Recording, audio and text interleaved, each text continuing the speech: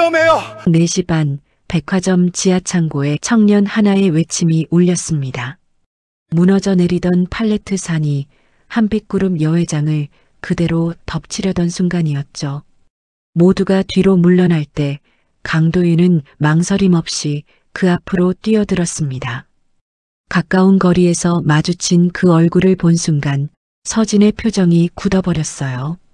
절대 여기서 다시 볼 수 없다고 믿었던 눈빛이 왜 이 지하 일용직 청년과 겹쳐 보인 걸까요? 사연 시작하기 전에 구독 버튼을 눌러주세요. 오늘 하루가 조금 더 특별해질 거예요. 서울 강남 겨울 새벽 4시 반. 도시 전체가 깊은 잠에 빠져 있는 시각이었습니다. 화려한 네온 사인들은 불이 꺼져 있었고 고층 빌딩들은 어둠 속에서 거대한 그림자처럼 서 있었습니다. 거리에는 가끔 택시 한 대가 헤드라이트를 켜고 지나갈 뿐 인적이라곤 찾아볼 수 없었죠. 강남역 근처의 술집들도 문을 닫았고 편의점 알바생들만 졸린 눈을 비비며 카운터를 지키고 있었습니다. 하지만 한빛백화점 본점 지하 하역장만은 달랐습니다. 형광등 불빛이 차갑게 내리쬐는 그곳에서는 이미 하루가 시작되고 있었습니다. 커다란 화물차들이 하역장 입구에 줄지어 서 있었고 엔진 소리와 경적 소리가 새벽 공기를 가르고 있었습니다. 트럭 뒤편이 열릴 때마다 박스산이 모습을 드러냈고 노동자들은 개미처럼 분주하게 움직이고 있었습니다. 33살 청년 강도윤은 무거운 팔레트를 밀며 좁은 통로를 뛰어다니고 있었습니다. 그의 작업복은 겨울인데도 땀으로 흠뻑 젖어 있었습니다. 등에서 시작된 땀이 척추를 타고 허리춤까지 흘러내렸고 이마에서는 땀방울이 눈썹을 적시며 눈가로 떨어졌습니다.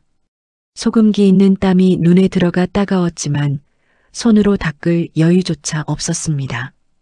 도윤은 어깨로 땀을 훔치면서도 발걸음을 멈추지 않았습니다.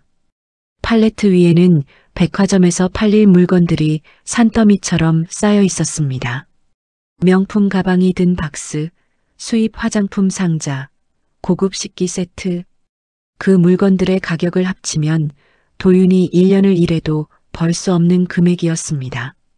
하지만 그는 그런 생각을 할 틈이 없었습니다. 그저 박스를 옮기고 팔레트를 밀고 정해진 자리에 물건을 내려놓는 일을 반복할 뿐이었죠. 지하 창고의 공기는 무겁고 눅눅했습니다.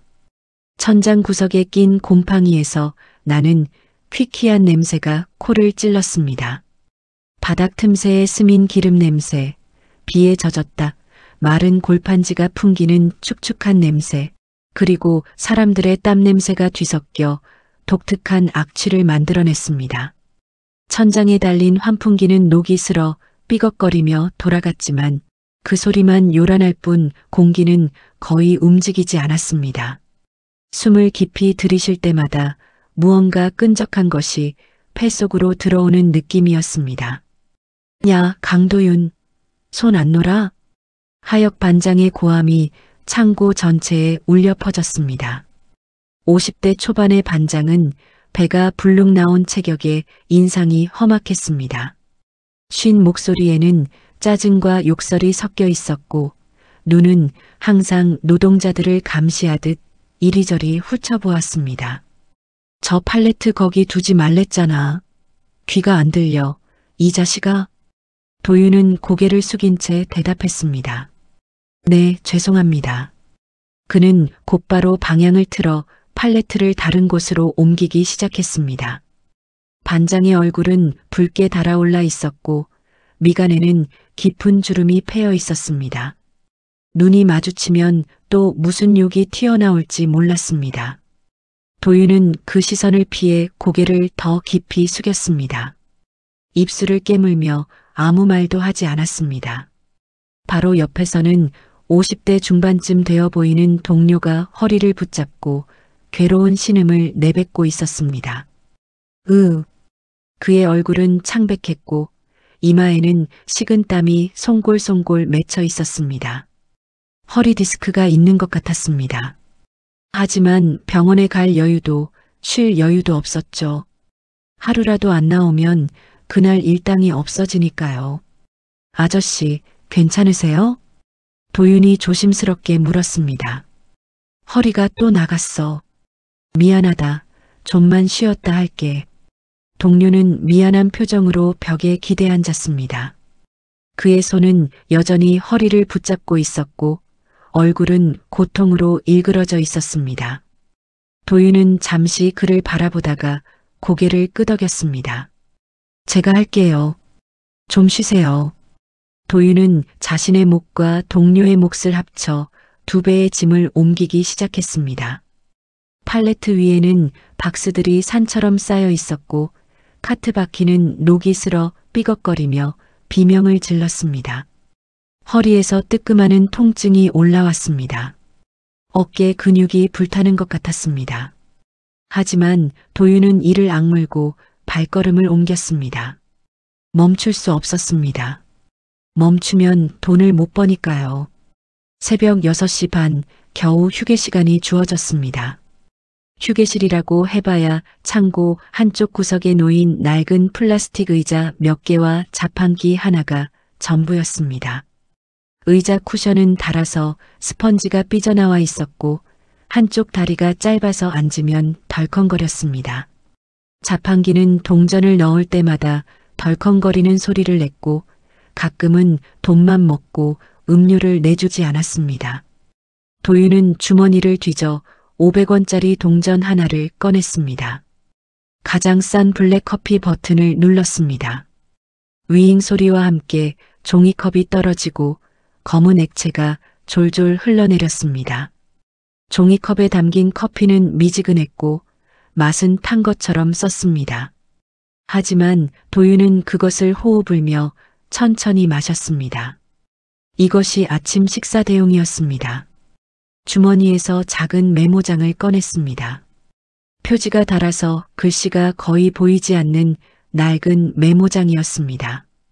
그는 볼펜을 꺼내 오늘 일당을 적었습니다.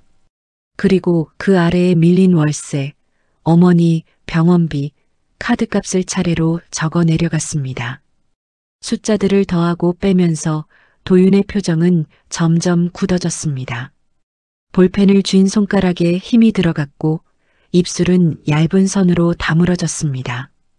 계산을 마친 도윤은 메모장을 한참 동안 내려다보았습니다. 아무리 계산해도 답이 나오지 않았습니다. 버는 것보다 나가는 게 항상 많았습니다. 그는 작게 웃었습니다. 하지만 그 웃음에는 기쁨이 없었습니다. 입꼬리만 살짝 올라갔을 뿐 눈은 여전히 어두웠습니다. 오늘도 마이너스네. 그는 혼잣말처럼 중얼거렸습니다. 목소리에는 체념이 묻어 있었습니다. 휴게 시간이 끝나갈 무렵 창고 한쪽 구석 흡연구역에서 웅성거리는 소리가 들려왔습니다. 40대에서 50대쯤 되어 보이는 아저씨들 서너시 담배를 피우며 고개를 맞대고 있었습니다. 담배 연기가 피어오르는 사이로 그들의 목소리가 새어나왔습니다. 도윤이 근처를 지나가자 그들의 목소리가 잠깐 낮아졌다가 다시 커졌습니다. 일부러 들으라는 듯이요. 저놈 있잖아, 강도윤. 원래 싸놨대. 뭐, 어디서 들었어? 어디 구치소 갔다 왔다더라. 정가자래, 정가자. 담배 연기 사이로 그들의 시선이 도윤의 등을 향했습니다. 한 명이 담배를 든 손으로 도윤을 가리키며 목소리를 낮췄습니다. 하지만 일부러 들리게 말하는 것 같았습니다. 눈빛 봐. 심상치 않잖아. 저런 놈이 제일 무서운 거야. 조용한 놈이 칼로 찌른다고. 도윤은 그 말들을 분명히 들었습니다. 귀가 뜨거워지고 목덜미가 뻣뻣하게 굳었습니다. 심장이 빠르게 뛰었습니다. 주먹을 쥐었다가 손톱이 손바닥에 박히는 것을 느끼며 다시 천천히 폈습니다. 아무 말도 하지 않았습니다. 고개를 숙인 채 지나갔습니다. 마치 아무것도 듣지 못한 것처럼 표정 하나 바꾸지 않고 걸어갔습니다.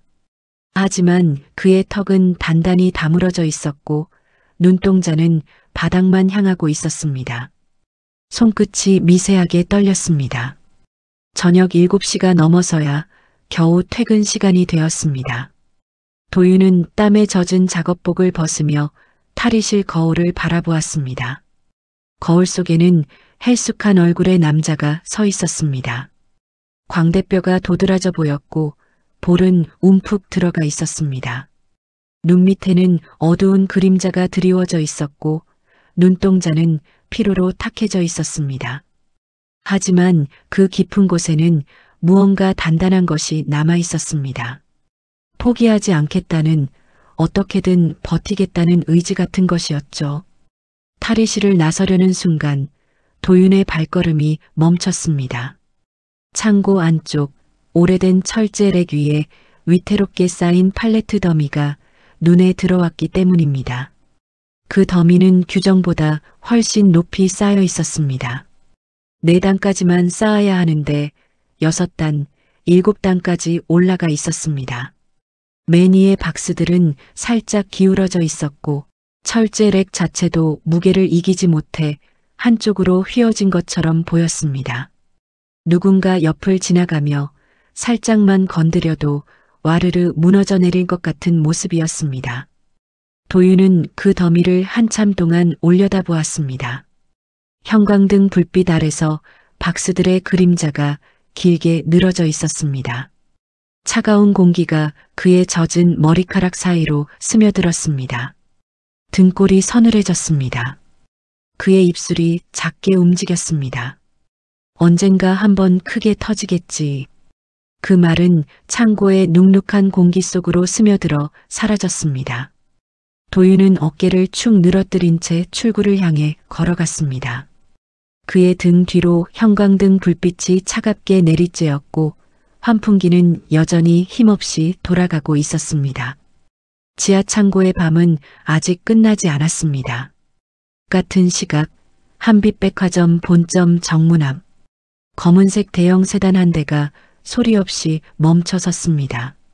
타이어가 젖은 아스팔트 위에서 사각거리는 소리를 냈고 엔진이 꺼지자 주변이 고요해졌습니다. 새벽 공기는 차갑고 날카로웠습니다. 입김이 하얗게 피어올랐죠. 운전석에서 내린 기사가 재빨리 뒷문으로 달려갔습니다. 장갑 낀 손으로 문을 열자 그 안에서 한 여자가 모습을 드러냈습니다. 한빛백화점 그룹 회장 한서진, 62살이었습니다. 서진은 검은색 캐시미어 코트를 걸치고 있었습니다. 코트 안에는 진회색 정장이 단정하게 차려입혀져 있었고 목에는 진주 목걸이가 은은하게 빛나고 있었습니다. 은빛이 섞인 단발머리는 한 올도 흐트러짐 없이 빗어 넘겨져 있었고 얼굴에는 옅은 화장만 되어 있었습니다. 하지만 그녀의 눈빛은 날카로웠습니다. 수십 년간 대기업을 이끌어온 사람만이 가질 수 있는 단단하고 서늘한 눈빛이었죠. 새벽 5시가 채 되지 않은 시각이었습니다. 거리에는 인적이 없었고 가로등만 노란 빛을 뿌리고 있었습니다. 백화점 정문의 대형 간판이 어둠 속에서 희미하게 빛나고 있었습니다. 서진이 차에서 내리자 경비원들이 황급히 뛰어나와 고개를 숙였습니다. 회장님, 이른 시간에 나오셨습니다. 경비원의 목소리에는 놀라움과 긴장이 섞여 있었습니다. 이 시간에 회장이 나타날 줄은 아무도 예상하지 못했기 때문이었죠. 서진은 가볍게 고개를 끄덕이며 안으로 들어섰습니다. 구두굽이 대리석 바닥에 닿을 때마다 똑딱, 똑딱 소리가 울렸습니다. 그녀의 뒤를 20년째 곁을 지켜온 비서 최기훈이 따랐습니다. 55살의 기훈은 회색 정장을 빳빳하게 차려입고 있었고 손에는 태블릿과 서류 파일을 들고 있었습니다. 그의 얼굴에는 항상 무표정이 떠 있었지만 눈은 예리하게 주변을 살피고 있었습니다. 회장의 모든 일정을 파악하고 모든 필요를 예측하는 것이 그의 일이었습니다. 로비를 지나는 동안 이른 출근을 한 직원들이 서진을 발견하고 허둥지둥 인사를 했습니다. 청소를 하던 미화원이 대걸레를 놓치고 허리를 굽혔습니다. 누군가는 커피잔을 들다 말고 얼어붙었고 누군가는 하던 대화를 뚝 끊고 뒤로 물러섰습니다. 마치 여왕이 지나가는 것처럼 사람들이 양옆으로 갈라졌습니다. 서진은 그들에게 부드러운 미소를 지어 보이며 지나갔습니다. 수고들 하세요. 그 목소리는 따뜻했습니다. 언론 인터뷰에서 늘 하던 말처럼요. 직원들이 곧 가족입니다. 그들과 함께 성장하는 것이 제 꿈입니다. 서진은 그런 말을 할 때마다 진심 어린 표정을 지었고 기자들은 카메라 플래시를 터뜨리며 그녀를 노블리스 오블리주의 상징이라고 불렀습니다. 재벌이면서도 서민적인 회장, 직원을 가족처럼 생각하는 따뜻한 경영인. 하지만 오늘 서진의 발걸음에는 뭔가 다른 것이 있었습니다. 회장실이 있는 30층으로 올라가는 대신 서진은 직원용 엘리베이터 앞에서 걸음을 멈췄습니다. VIP 전용 엘리베이터가 바로 옆에 있었지만 그녀는 일부러 그것을 지나쳤습니다. 기운이 의아한 표정으로 그녀를 바라보았습니다. 회장님, 오늘 오전에 이사회 준비 회의가 있습니다. 9시에 VIP 라운지 점검도 예정되어 있고요. 그 전에 검토하셔야 할 서류가 몇 가지 있습니다. 서진은 대답 대신 코트 안주머니에서 작은 수첩을 꺼냈습니다. 가죽 표지가 달아있는 오래된 수첩이었습니다. 수첩 가장자리는 손때가 묻어 반질반질했고 고급스러운 금박 이니셜도 거의 지워져 있었습니다. 그녀가 30년 넘게 사용해온 수첩이었죠. 서진은 수첩을 펼쳐 한 페이지를 보여주었습니다. 빼곡한 일정표 사이에 손글씨로 적힌 한 줄이 있었습니다. 다른 글씨들과 달리 볼펜으로 진하게 눌러 쓴 글씨였습니다. 본점 지하시설 점검. 기훈의 눈썹이 살짝 올라갔습니다. 이마에 작은 주름이 잡혔습니다. 지하요? 굳이 오늘, 그것도 세일 시즌에 지하 점검을 하시겠다는 겁니까? 연말 대목인데 지하 창고는 지금 물량이 폭주하고 있습니다. 혼잡할 텐데요. 서진은 수첩을 다시 주머니에 넣으며 담담하게 말했습니다. 현장을 직접 봐야 할 것 같아서요. 기훈은 더 묻고 싶었습니다. 왜 하필 오늘인지, 왜 하필 지하인지. 지하 창고 점검은 담당 임원이 할 일이지 회장이 직접 나설 일이 아니었습니다. 더구나 새벽에 아무 예고도 없이. 하지만 20년간 서진 곁에서 일하며 배운 것이 있었습니다. 회장이 설명하지 않기로 한 것은 묻지 않는 것이 좋다는 것이었죠. 그는 입을 다물고 고개를 숙였습니다. 알겠습니다. 현장 담당자에게 연락해 두겠습니다. 아니요. 서진이 단호하게 고개를 저었습니다. 미리 알리지 마세요. 있는 그대로를 보고 싶으니까요. 준비된 모습 말고 평소 모습을요. 기훈은 알겠다고 대답했지만 속으로는 점점 더 의아해졌습니다. 회장이 무언가를 숨기고 있다는 느낌이 들었습니다. 하지만 무엇을 숨기는지는 알 수 없었습니다. 엘리베이터 버튼을 누르는 서진의 손이 미세하게 떨렸습니다. 기훈은 그것을 보았습니다. 손가락 끝이 가늘게 떨리고 있었습니다. 평소의 서진은 어떤 상황에서도 흔들리지 않는 사람이었습니다. 주가가 폭락해도, 경쟁사가 악의적인 기사를 뿌려도, 노조가 파업을 해도 표정 하나 바꾸지 않았습니다. 그런 그녀의 손이 떨리고 있었습니다. 기훈은 그것을 보았지만 모른 척했습니다. 엘리베이터 문이 열리고 두 사람이 안으로 들어섰습니다. 엘리베이터 안은 좁았습니다. 직원용이라 VIP용보다 작고 낡았습니다. 벽에는 긁힌 자국이 있었고 천장 조명은 미세하게 깜빡거렸습니다. 서진의 손가락이 버튼 패널 위를 스쳤습니다. 30층, 20층, 10층, 그리고 맨 아래 지하. 그녀의 손가락이 잠시 허공에서 멈췄습니다. 마치 그 버튼을 누르는 것이 두려운 것처럼요. 손가락이 지하 버튼 바로 위에서 머뭇거렸습니다. 1초, 2초, 기훈이 조심스럽게 물었습니다. 회장님? 서진은 대답하지 않았습니다. 그저 깊은 숨을 한번 들이쉬었습니다. 가슴이 크게 부풀었다가 내려앉았습니다. 그리고 마침내 지하 버튼을 눌렀습니다. 버튼에 불이 들어왔고 엘리베이터가 덜컹거리며 아래로 움직이기 시작했습니다. 내려가는 동안 서진의 호흡이 조금씩 짧아졌습니다. 층수를 나타내는 숫자가 줄어들 때마다 그녀의 어깨가 조금씩 굳어졌습니다. 5층, 4층, 3층, 2층, 1층, 그리고 지하 1층, 지하 2층.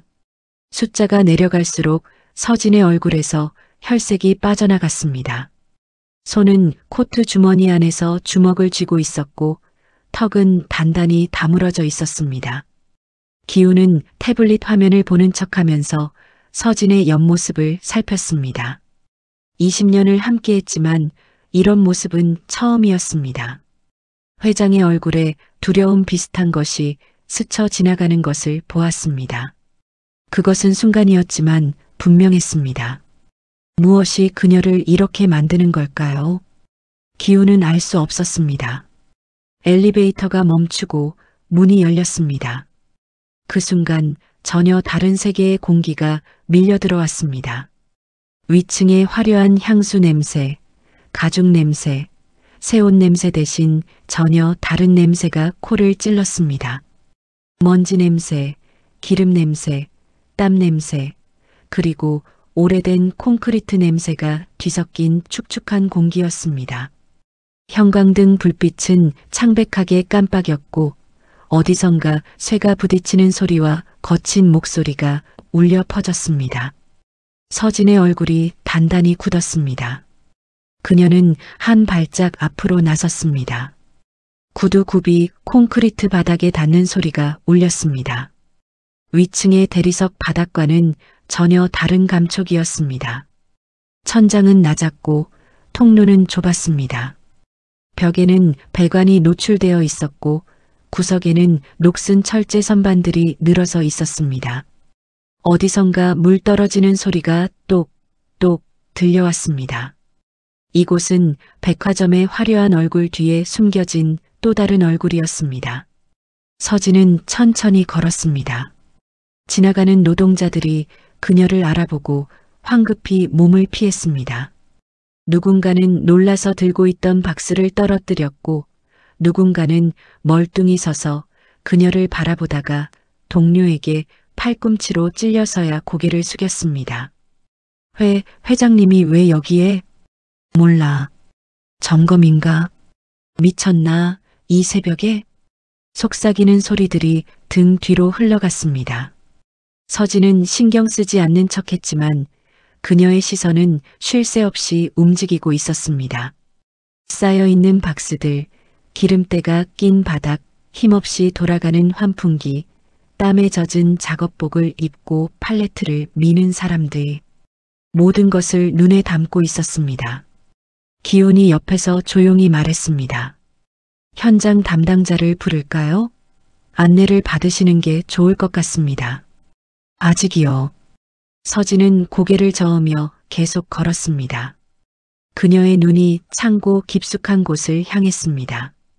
오래된 철제 랙 위에 규정 이상으로 높이 쌓인 팔레트 더미가 보였습니다. 위태롭게 기울어진 그 모습이 눈에 들어오자 서진의 발걸음이 잠시 멈췄습니다. 그녀는 그것을 한참 동안 바라보았습니다. 무슨 생각을 하는지 알 수 없는 표정이었습니다. 하지만 눈빛만이 묘하게 흔들리고 있었습니다.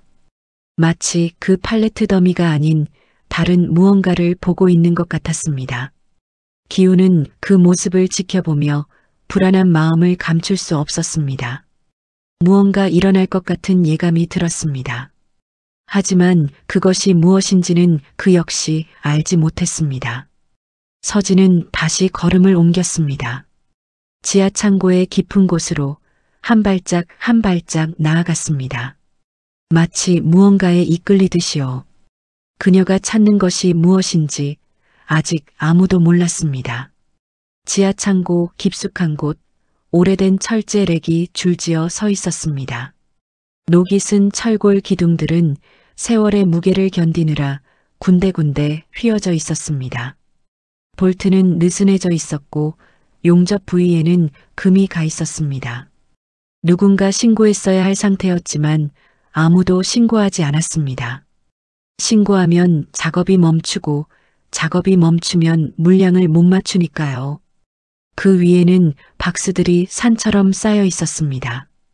규정대로라면 4단까지만 쌓아야 했습니다.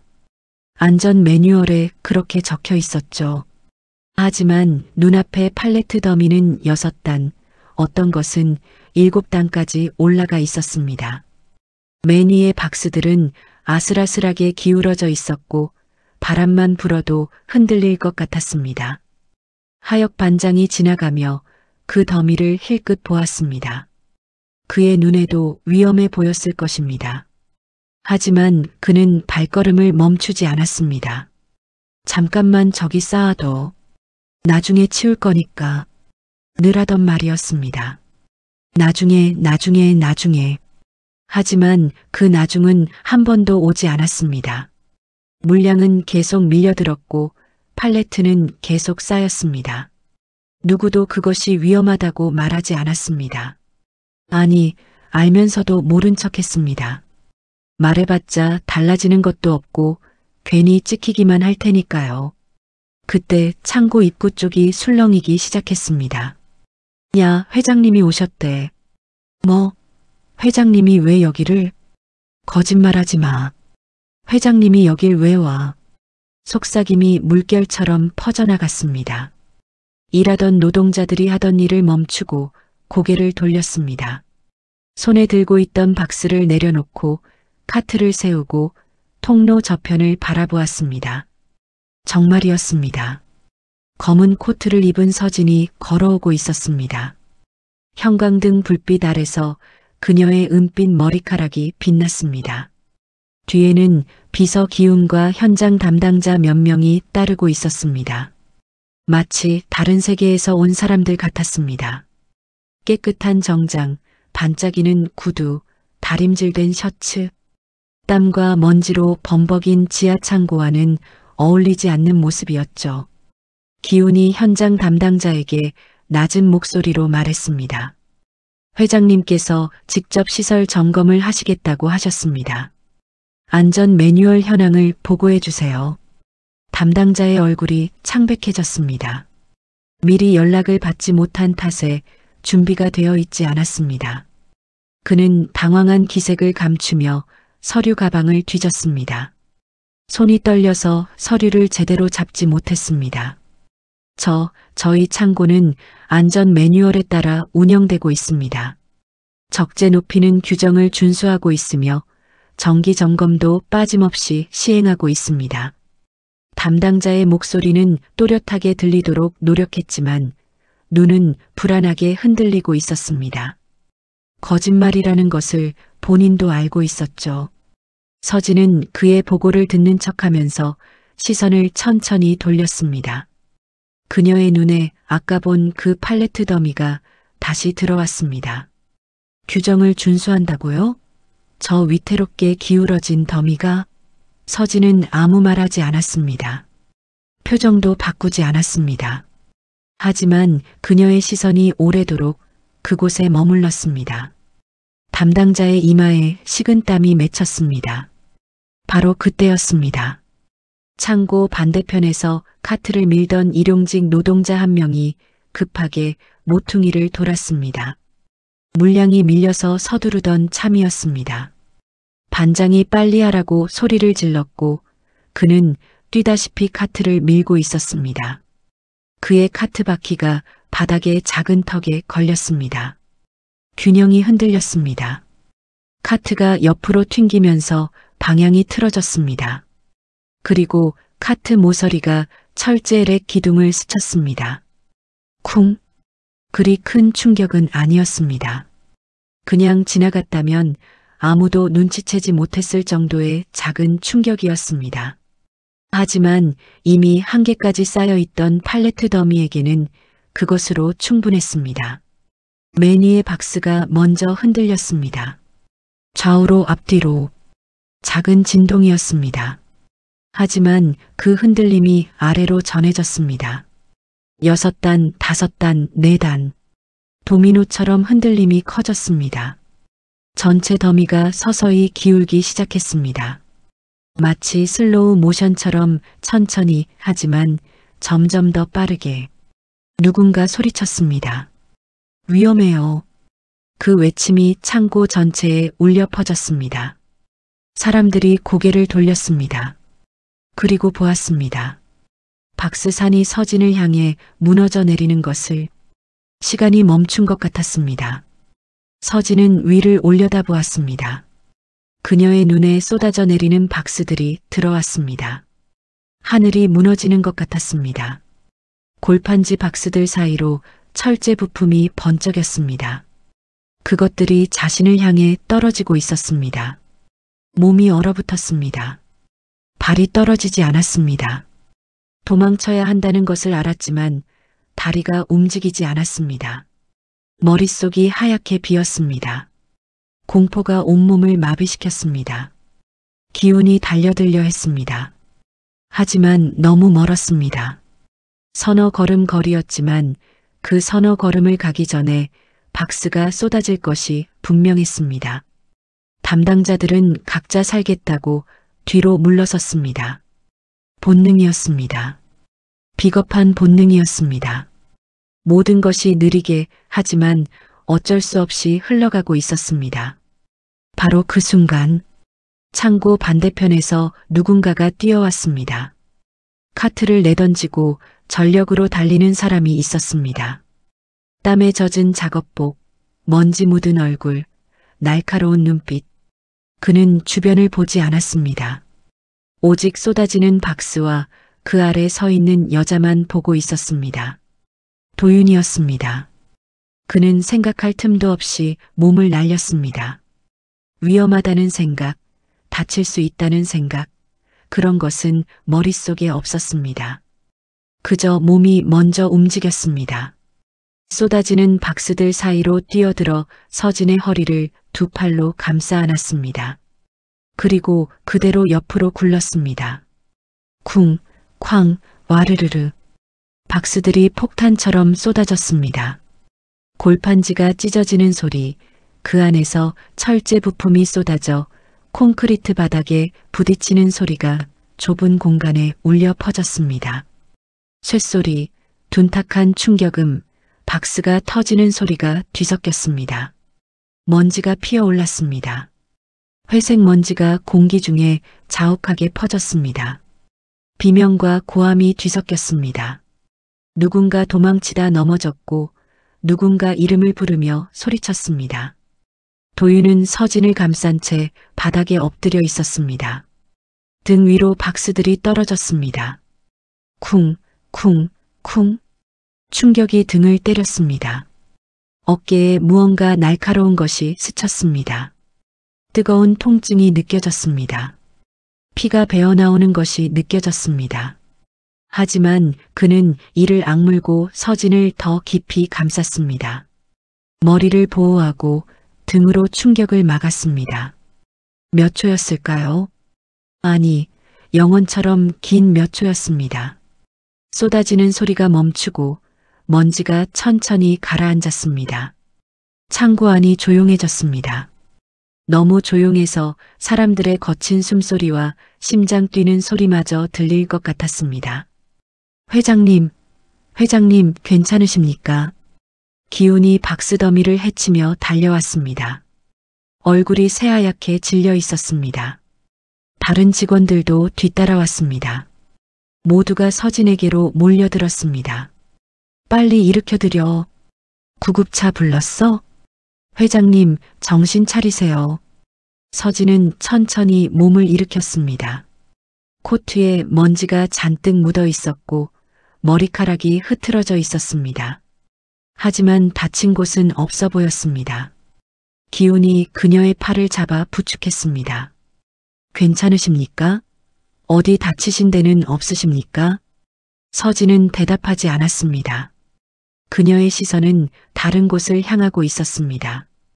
박스 틈새에서 한 남자가 기어 나오고 있었습니다. 작업복 어깨가 찢어져 있었고 그 틈으로 선홍색 피가 배어나오고 있었습니다. 먼지를 뒤집어 쓴 얼굴, 거친 숨소리. 그가 천천히 고개를 들었습니다. 도윤이었습니다. 그 순간 서진의 심장이 덜컥 내려앉았습니다. 그의 얼굴이 눈에 들어왔습니다. 땀과 먼지로 범벅이 된 얼굴, 하지만 그 아래 드러난 이목구비, 깊은 눈, 곧은 콧날, 그리고 무엇보다 그 눈매와 이마선. 서진은 숨을 멈췄습니다. 어디선가 본 적이 있었습니다. 이 얼굴을, 이 눈을. 아주 오래전 자신의 품에 안겨있던 작은 아이의 얼굴이 겹쳐 보였습니다. 서재 금고 깊숙이 넣어둔 낡은 사진 속 3살 배기 아이. 그 아이가 자라면 이런 얼굴이 되지 않았을까요? 불가능했습니다. 말이 되지 않았습니다. 그 아이는 30년 전에 죽었습니다. 주차타워 붕괴 사고로 시신도 찾지 못한 채. 하지만 눈앞에 이 남자는 회장님? 기훈의 목소리가 멀리서 들려왔습니다. 서진은 대답하지 못했습니다. 눈을 뗄 수가 없었습니다. 가슴이 미친 듯이 뛰었습니다. 손끝이 차가워졌습니다. 귀에서 윙윙 소리가 났습니다. 이 눈매와 이마선을 난 분명 어딘가에서 본 적이 있습니다. 서진의 머릿속에서 그 생각이 떠나지 않았습니다. 사고가 일어난 후 도윤은 의무실로 끌려가다시피 했습니다. 의무실은 지하창고 한쪽 구석에 있는 작은 방이었습니다. 하얀 페인트가 벗겨진 벽, 낡은 침대 하나, 그리고 약품 냄새가 코를 찔렀습니다. 하얀 가운을 입은 간호사가 도윤의 어깨 상처를 살폈습니다. 찢어진 작업복 틈으로 드러난 상처는 생각보다 깊었습니다. 피가 흘러 소매를 적시고 바닥에까지 뚝뚝 떨어지고 있었습니다. 꿰매야 할 것 같은데요. 병원 가셔야겠어요. 간호사가 걱정스러운 표정으로 말했습니다. 눈썹이 찌푸려져 있었습니다. 상처가 심각하다는 뜻이었죠. 하지만 도윤은 고개를 저었습니다. 소독만 해주세요. 시간 뺄 여유가 없어서요. 하지만 이대로 두시면 덧날 수도 있어요. 흉터도 남고요. 괜찮습니다. 진짜요. 빨리 해주세요. 도윤의 목소리는 단호했습니다. 간호사는 한숨을 쉬며 소독약을 적신 솜을 집어들었습니다. 솜이 상처에 닿는 순간 따가운 통증이 온몸으로 퍼졌습니다. 도윤은 이를 악물었습니다. 손가락이 침대 시트를 움켜쥐었습니다. 하지만 신음소리 하나 내지 않았습니다. 붕대를 감는 동안 도윤의 머릿속은 다른 곳에 가 있었습니다. 오늘 야근까지 하면 얼마를 벌 수 있을까? 12만 원? 13만 원? 이번 달 병원비는 낼 수 있을까? 월세는 또 밀리겠지. 카드사에서 또 전화가 올 것이고 집주인은 또 문을 두드릴 것이었습니다. 숫자들이 머릿속에서 빙글빙글 돌았습니다. 다 됐어요. 진짜 병원 가보세요. 이 정도 상처는 제대로 치료받아야 해요. 네, 감사합니다. 도윤은 형식적인 인사를 하고 의무실을 나섰습니다. 그리고 곧바로 지하창고로 내려갔습니다. 사고 현장은 이미 정리가 한창이었고 노동자들이 쏟아진 박스를 다시 쌓고 있었습니다. 도윤은 아무 일도 없었다는 듯이 그 사이에 끼어들어 다시 팔레트를 밀기 시작했습니다. 어깨가 욱신거렸습니다. 움직일 때마다 상처가 벌어지는 느낌이었습니다. 붕대 사이로 피가 배어나와 작업복을 적셨습니다. 하지만 도윤은 멈추지 않았습니다. 멈출 수 없었습니다. 오늘 일당을 받아야 했습니다. 내일도 모레도. 밤 10시가 넘어서야 야근이 끝났습니다.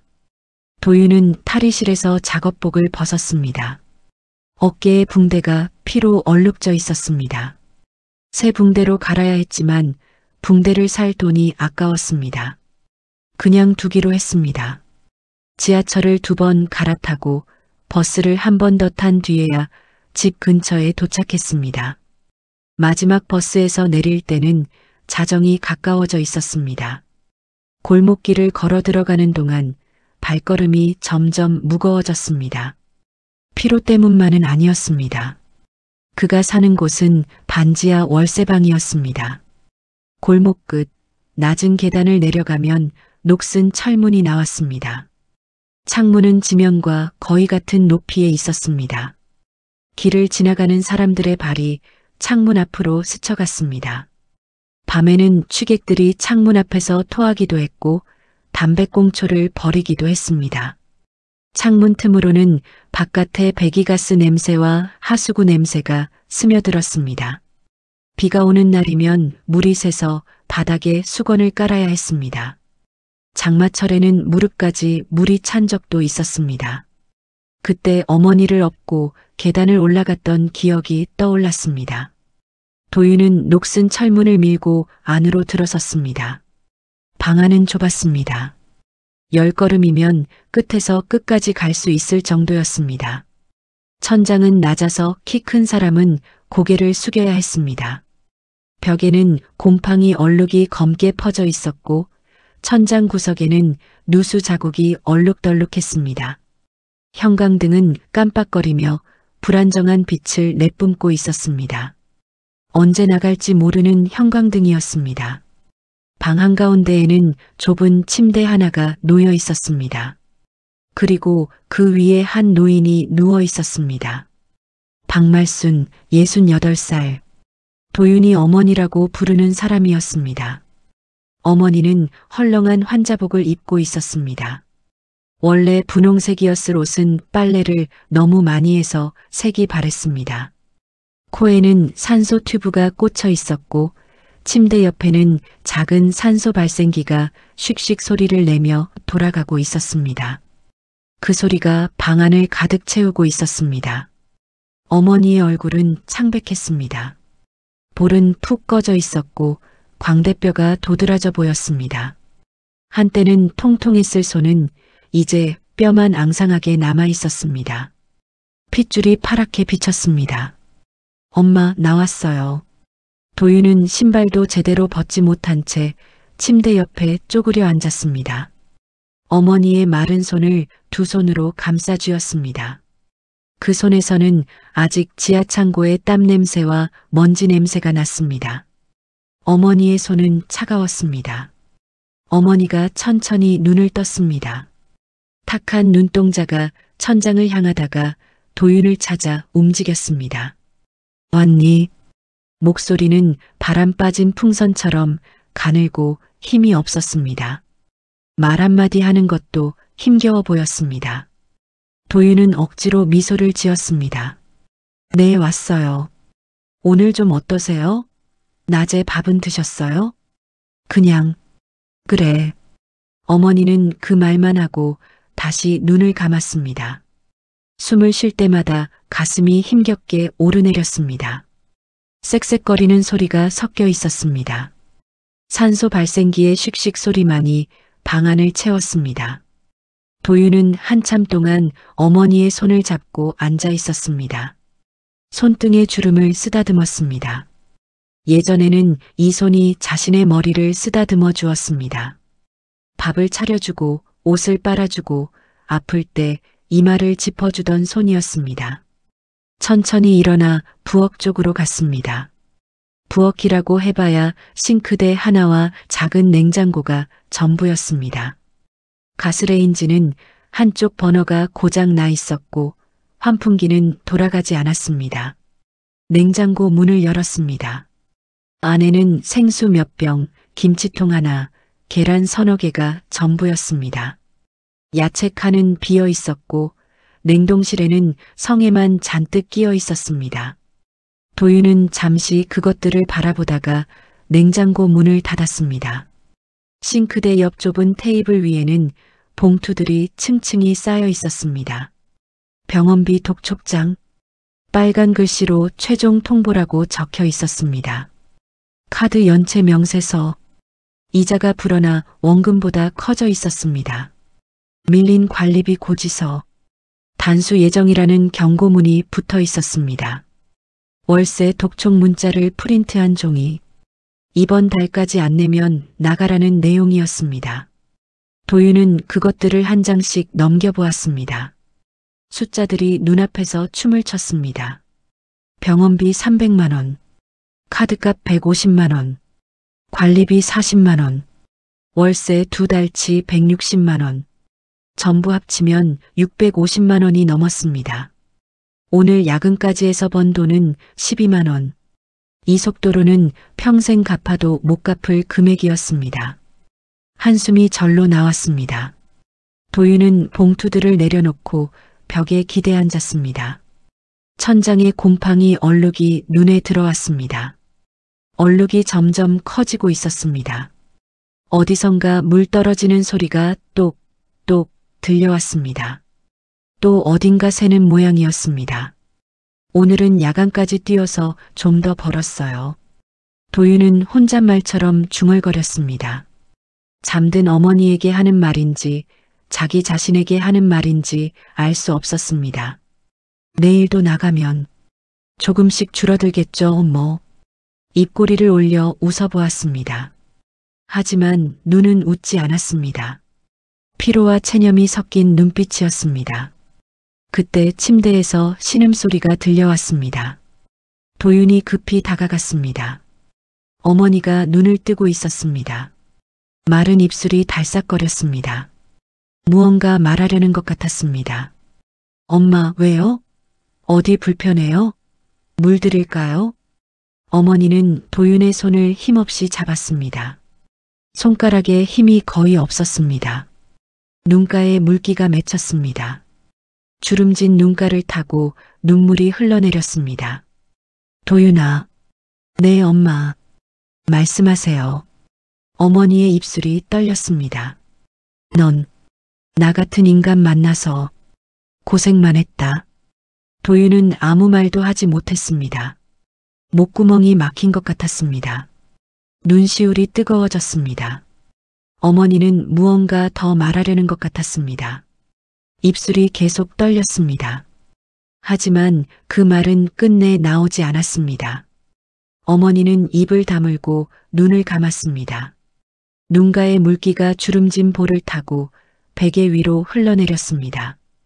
도윤은 어머니의 손을 꼭 쥔 채 오랫동안 앉아 있었습니다. 무슨 말을 하려던 걸까요? 왜 미안하다는 걸까요? 어머니의 얼굴 어딘가에서 도윤은 늘 무언가를 느꼈습니다. 말로 설명할 수 없는 무게 같은 것. 어머니가 무언가를 숨기고 있다는 느낌. 물어볼 수 없는, 물어서는 안 될 것 같은 비밀. 도윤은 고개를 저었습니다. 지금 그런 생각을 할 때가 아니었습니다. 몇 시간 후면 다시 지하 창고로 가야 했습니다. 그는 바닥에 이불을 깔고 누웠습니다.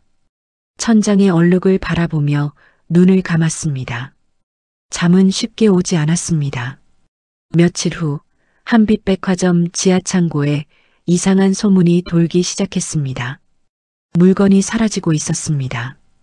명품 가방, 수입 위스키, 고가의 전자제품. 몇 달 전부터 조금씩 눈에 띄지 않게 빠져나가고 있었습니다. 처음에는 재고 오류라고 생각했습니다. 컴퓨터 입력 실수겠거니, 배송 과정에서 분실됐겠거니. 하지만 빠져나간 물량이 점점 늘어나자 더 이상 실수로 넘길 수 없게 되었습니다. 본사 감사팀이 움직이기 시작했습니다.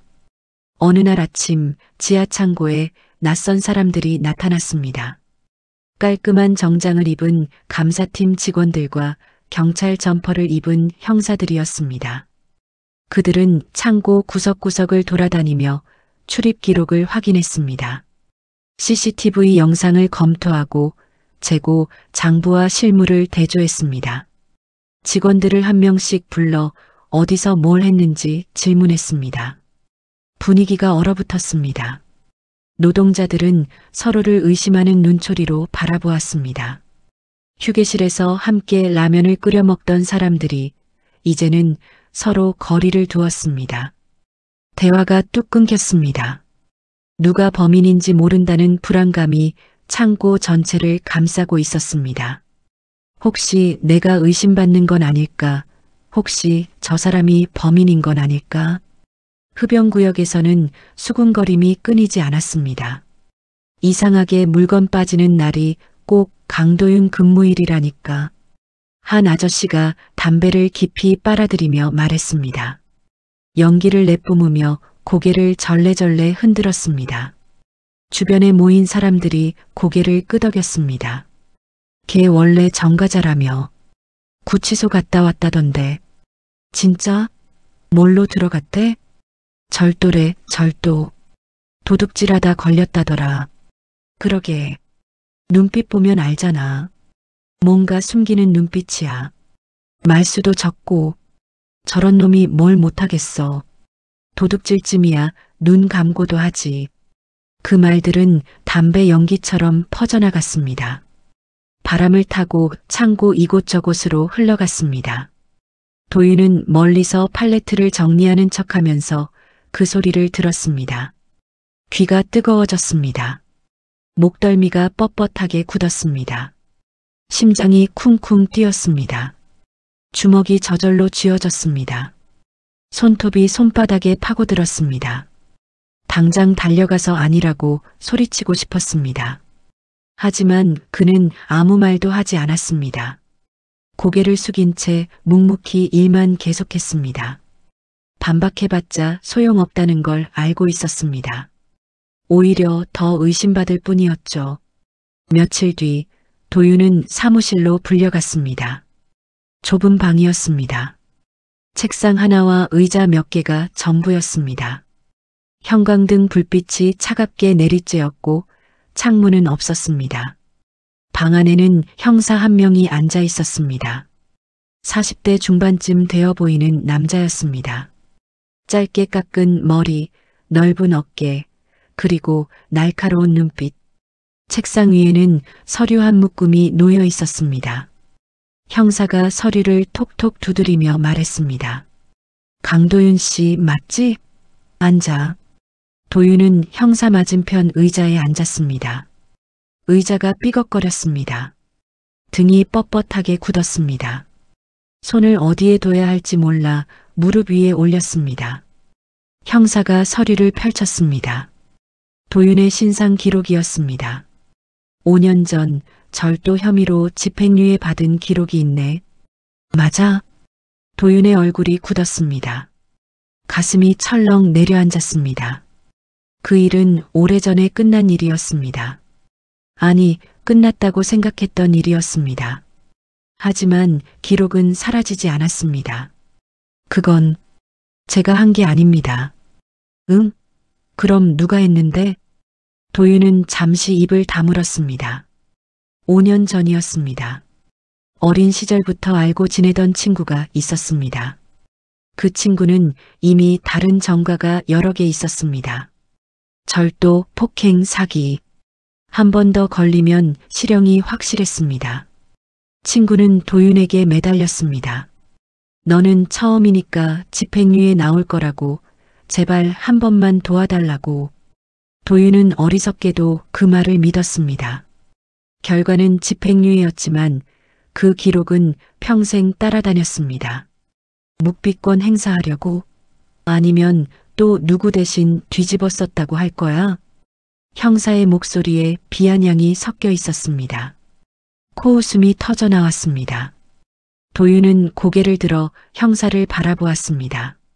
전 이번 일과 아무 관련 없습니다. 그래.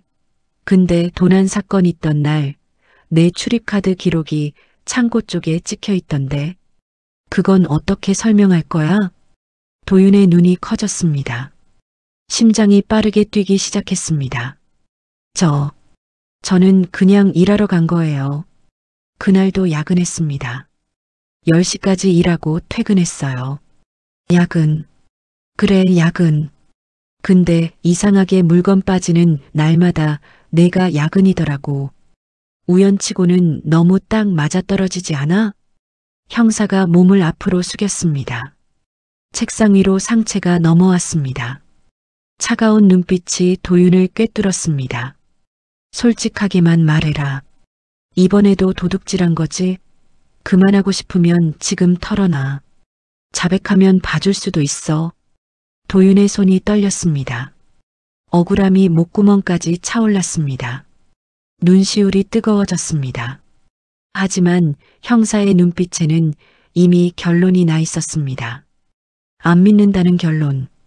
내가 범인이라는 결론. 전 그런 일 안 했습니다. 도윤은 그 말만 반복했습니다. 목소리가 떨렸습니다. 형사는 코웃음을 치며 서류를 덮었습니다. 알았어. 가봐. 근데 어디 멀리는 가지 마. 언제든 다시 부를 수 있으니까. 그날 밤 도윤은 퇴근 후 반지하로 돌아가는 골목길을 걷고 있었습니다. 가로등 불빛이 어둠을 겨우 밀어내고 있었습니다. 몇 개는 깜빡거리고 몇 개는 아예 꺼져 있었습니다. 바람이 차가웠습니다. 겨울바람이 뺨을 때렸습니다. 도윤은 점퍼 지퍼를 목까지 올리고 고개를 숙인 채 걸었습니다. 그때 어둠 속에서 누군가 튀어나왔습니다. 야, 강도윤. 도윤이 고개를 들었습니다. 골목벽에 기대어 담배를 피우고 있는 남자가 있었습니다. 동네에서 얼굴이 알려진 양아치 장철우였습니다. 33살 도윤과 동갑이었습니다. 하지만 그가 걸어온 길은 완전히 달랐습니다. 학교도 제대로 안 다녔고 어릴 때부터 동네를 휘젓고 다녔습니다.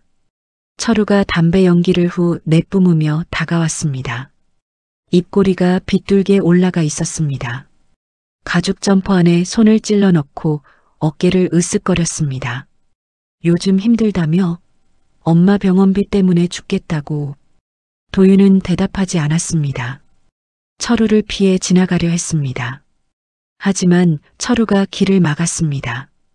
한 발짝 옆으로 움직여 도윤의 앞을 가로막았습니다. 야, 내 말 좀 들어봐. 좋은 제안이 있어서 그래. 관심 없어. 비켜. 그래. 돈에도 관심 없어. 철우의 눈이 반짝였습니다. 어둠 속에서도 그 눈빛이 보였습니다. 그는 도윤의 어깨에 팔을 두르며 낮은 목소리로 속삭였습니다. 간단해. 창고 문만 한번 열어줘.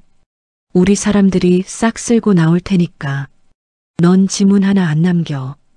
돈은 반씩 나누는 거야. 최소 몇 천은 들어와. 도윤이 철우의 팔을 뿌리쳤습니다. 팔을 세게 밀어냈습니다. 미쳤어? 그게 무슨 소리야? 미쳤냐고? 야, 현실을 봐. 철우의 목소리가 날카로워졌습니다. 비웃음이 섞여 있었습니다. 넌 지금 뭐야? 지하에서 팔레트나 밀면서 하루 10만 원 버는 인생이잖아. 그거 평생 해봤자 엄마 병원비도 못 갚아. 월세도 못 내서 쫓겨날 판이고 형사들한테 찍혀서 조만간 잘리겠지. 도윤은 입술을 깨물었습니다. 반박하고 싶었습니다. 하지만 철우의 말은 사실이었습니다. 너무나 정확한 사실이었습니다. 철우가 다시 다가왔습니다. 담배 냄새가 코를 찔렀습니다. 그가 목소리를 더 낮추며 속삭였습니다. 한 번만 도와줘. 딱 한 번이면 몇 천은 들어와. 그럼 병원비 다 갚고 엄마한테 좋은 것도 해줄 수 있잖아. 좋은 병원으로 옮길 수도 있고. 도윤은 아무 말도 하지 못했습니다. 안 그러면 넌 평생 지하에서 팔레트만 밀다가 끝나. 엄마 죽는 거 지켜보면서. 그게 내 인생이야. 철우는 그 말을 남기고 어둠 속으로 사라졌습니다. 발소리가 점점 멀어졌습니다. 담배 연기만 공기 중에 남았습니다. 도윤은 한참 동안 그 자리에 서 있었습니다. 차가운 바람이 볼을 스쳤습니다. 머릿속에서 철우의 말이 맴돌았습니다. 평생 지하에서 팔레트만 밀다가 끝나. 그 말이 가슴에 박혔습니다. 모처럼 깊이 박혔습니다. 반지하 방으로 돌아온 도윤은 천장을 바라보며 뒤척였습니다. 잠이 오지 않았습니다. 어머니의 거친 숨소리가 방 안을 채웠습니다. 테이블 위에 쌓인 독촉장들이 어둠 속에서도 보이는 것 같았습니다. 손을 뻗으면 닿을 것 같은 유혹. 하지만 그 손을 뻗는 순간 모든 것이 끝난다는 것도 알고 있었습니다. 도윤은 눈을 감았습니다. 하지만 새벽이 올 때까지 잠들지 못했습니다. 그 사건 이후 서진은 도윤을 잊을 수 없었습니다. 회의 중에도 서류를 검토할 때도 문득문득 그 얼굴이 떠올랐습니다. 먼지를 뒤집어 쓴 채 박스 틈에서 일어나던 청년. 땀과 흙으로 범벅이 된 얼굴. 깊은 눈, 곧은 콧날, 그리고 어딘가 익숙한 이마선. 그 모습이 자꾸만 눈앞에 아른거렸습니다. 왜 그 얼굴이 자꾸 머릿속에 맴도는 걸까요? 서진은 스스로에게 물었습니다. 하지만 답을 찾을 수 없었습니다. 아니, 답을 찾기가 두려웠습니다. 혹시나 하는 생각이 마음 한구석에서 피어올랐지만 그것을 인정하기가 무서웠습니다. 30년간 닫아두었던 문을 열어야 할 것 같았습니다. 며칠 뒤 서진은 비서 기훈을 회장실로 불렀습니다. 창밖으로 서울의 야경이 펼쳐져 있었습니다. 수많은 불빛들이 별처럼 반짝이고 있었습니다. 고층 빌딩들 사이로 차들의 헤드라이트가 강물처럼 흘러가고 있었죠. 하지만 서진의 눈에는 아무것도 들어오지 않았습니다.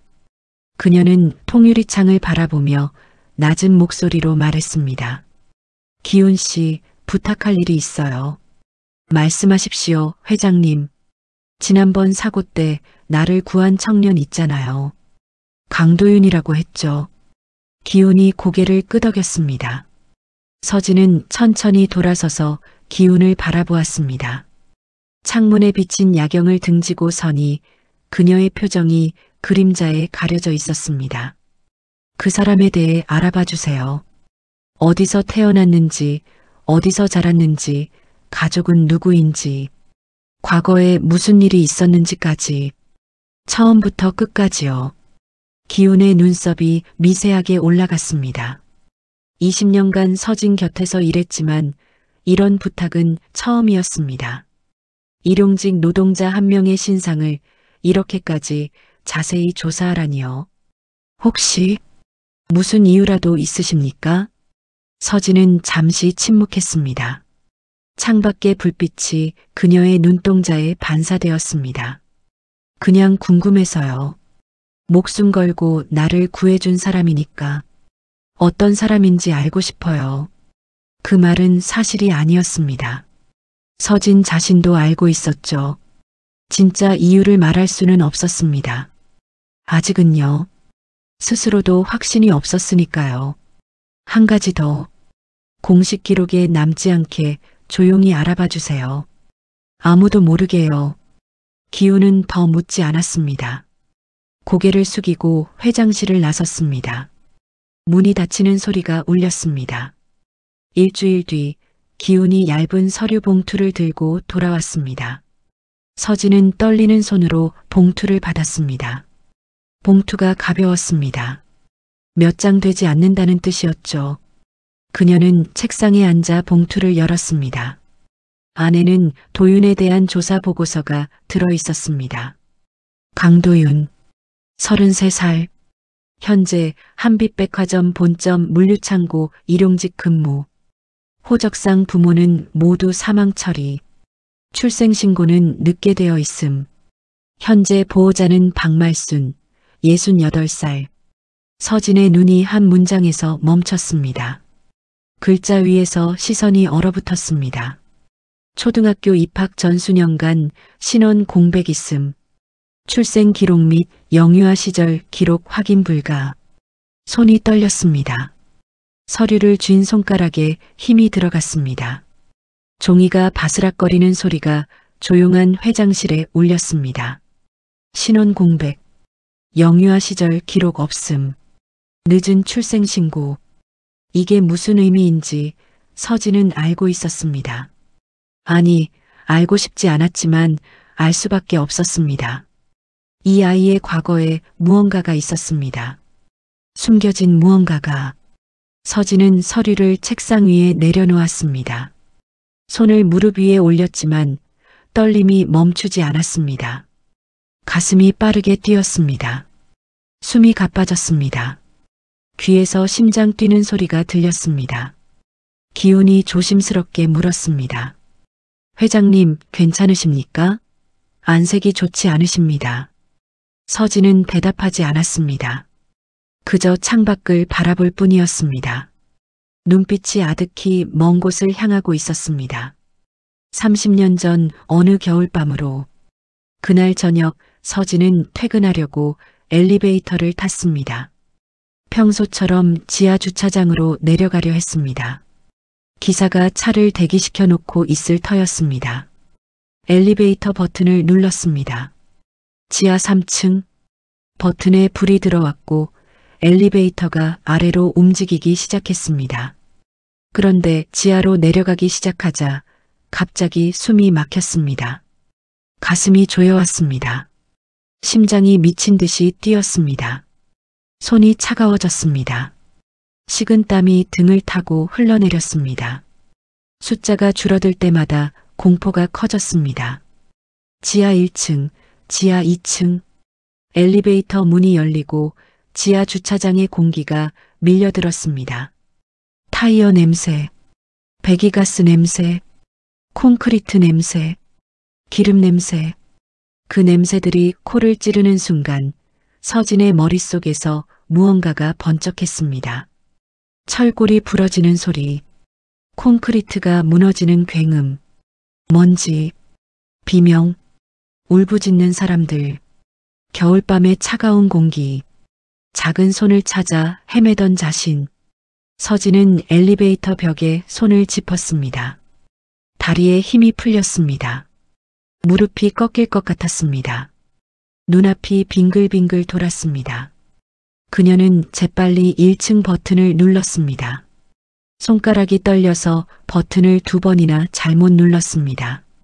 겨우 맞는 버튼을 누르자 문이 닫혔습니다. 엘리베이터가 위로 올라가기 시작했습니다. 지하 주차장의 공기가 멀어지자 그제야 숨을 쉴 수 있었습니다. 서진은 떨리는 손으로 이마에 식은 땀을 닦았습니다. 30년이 지났습니다. 하지만 아직도 지하로 내려가는 것이 두려웠습니다. 주차장 냄새만 맡아도 그날의 기억이 되살아났습니다. 온몸이 굳고 숨을 쉴 수 없게 되었습니다. 30년이나 지났는데 상처는 아물지 않았습니다. 그날 밤 서진은 집 서재에서 오래된 사진 한 장을 꺼내 바라보았습니다. 3살배기 아이가 웃고 있는 사진이었습니다. 통통한 볼, 반짝이는 눈, 작은 손, 장난감 자동차를 들고 환하게 웃고 있었습니다.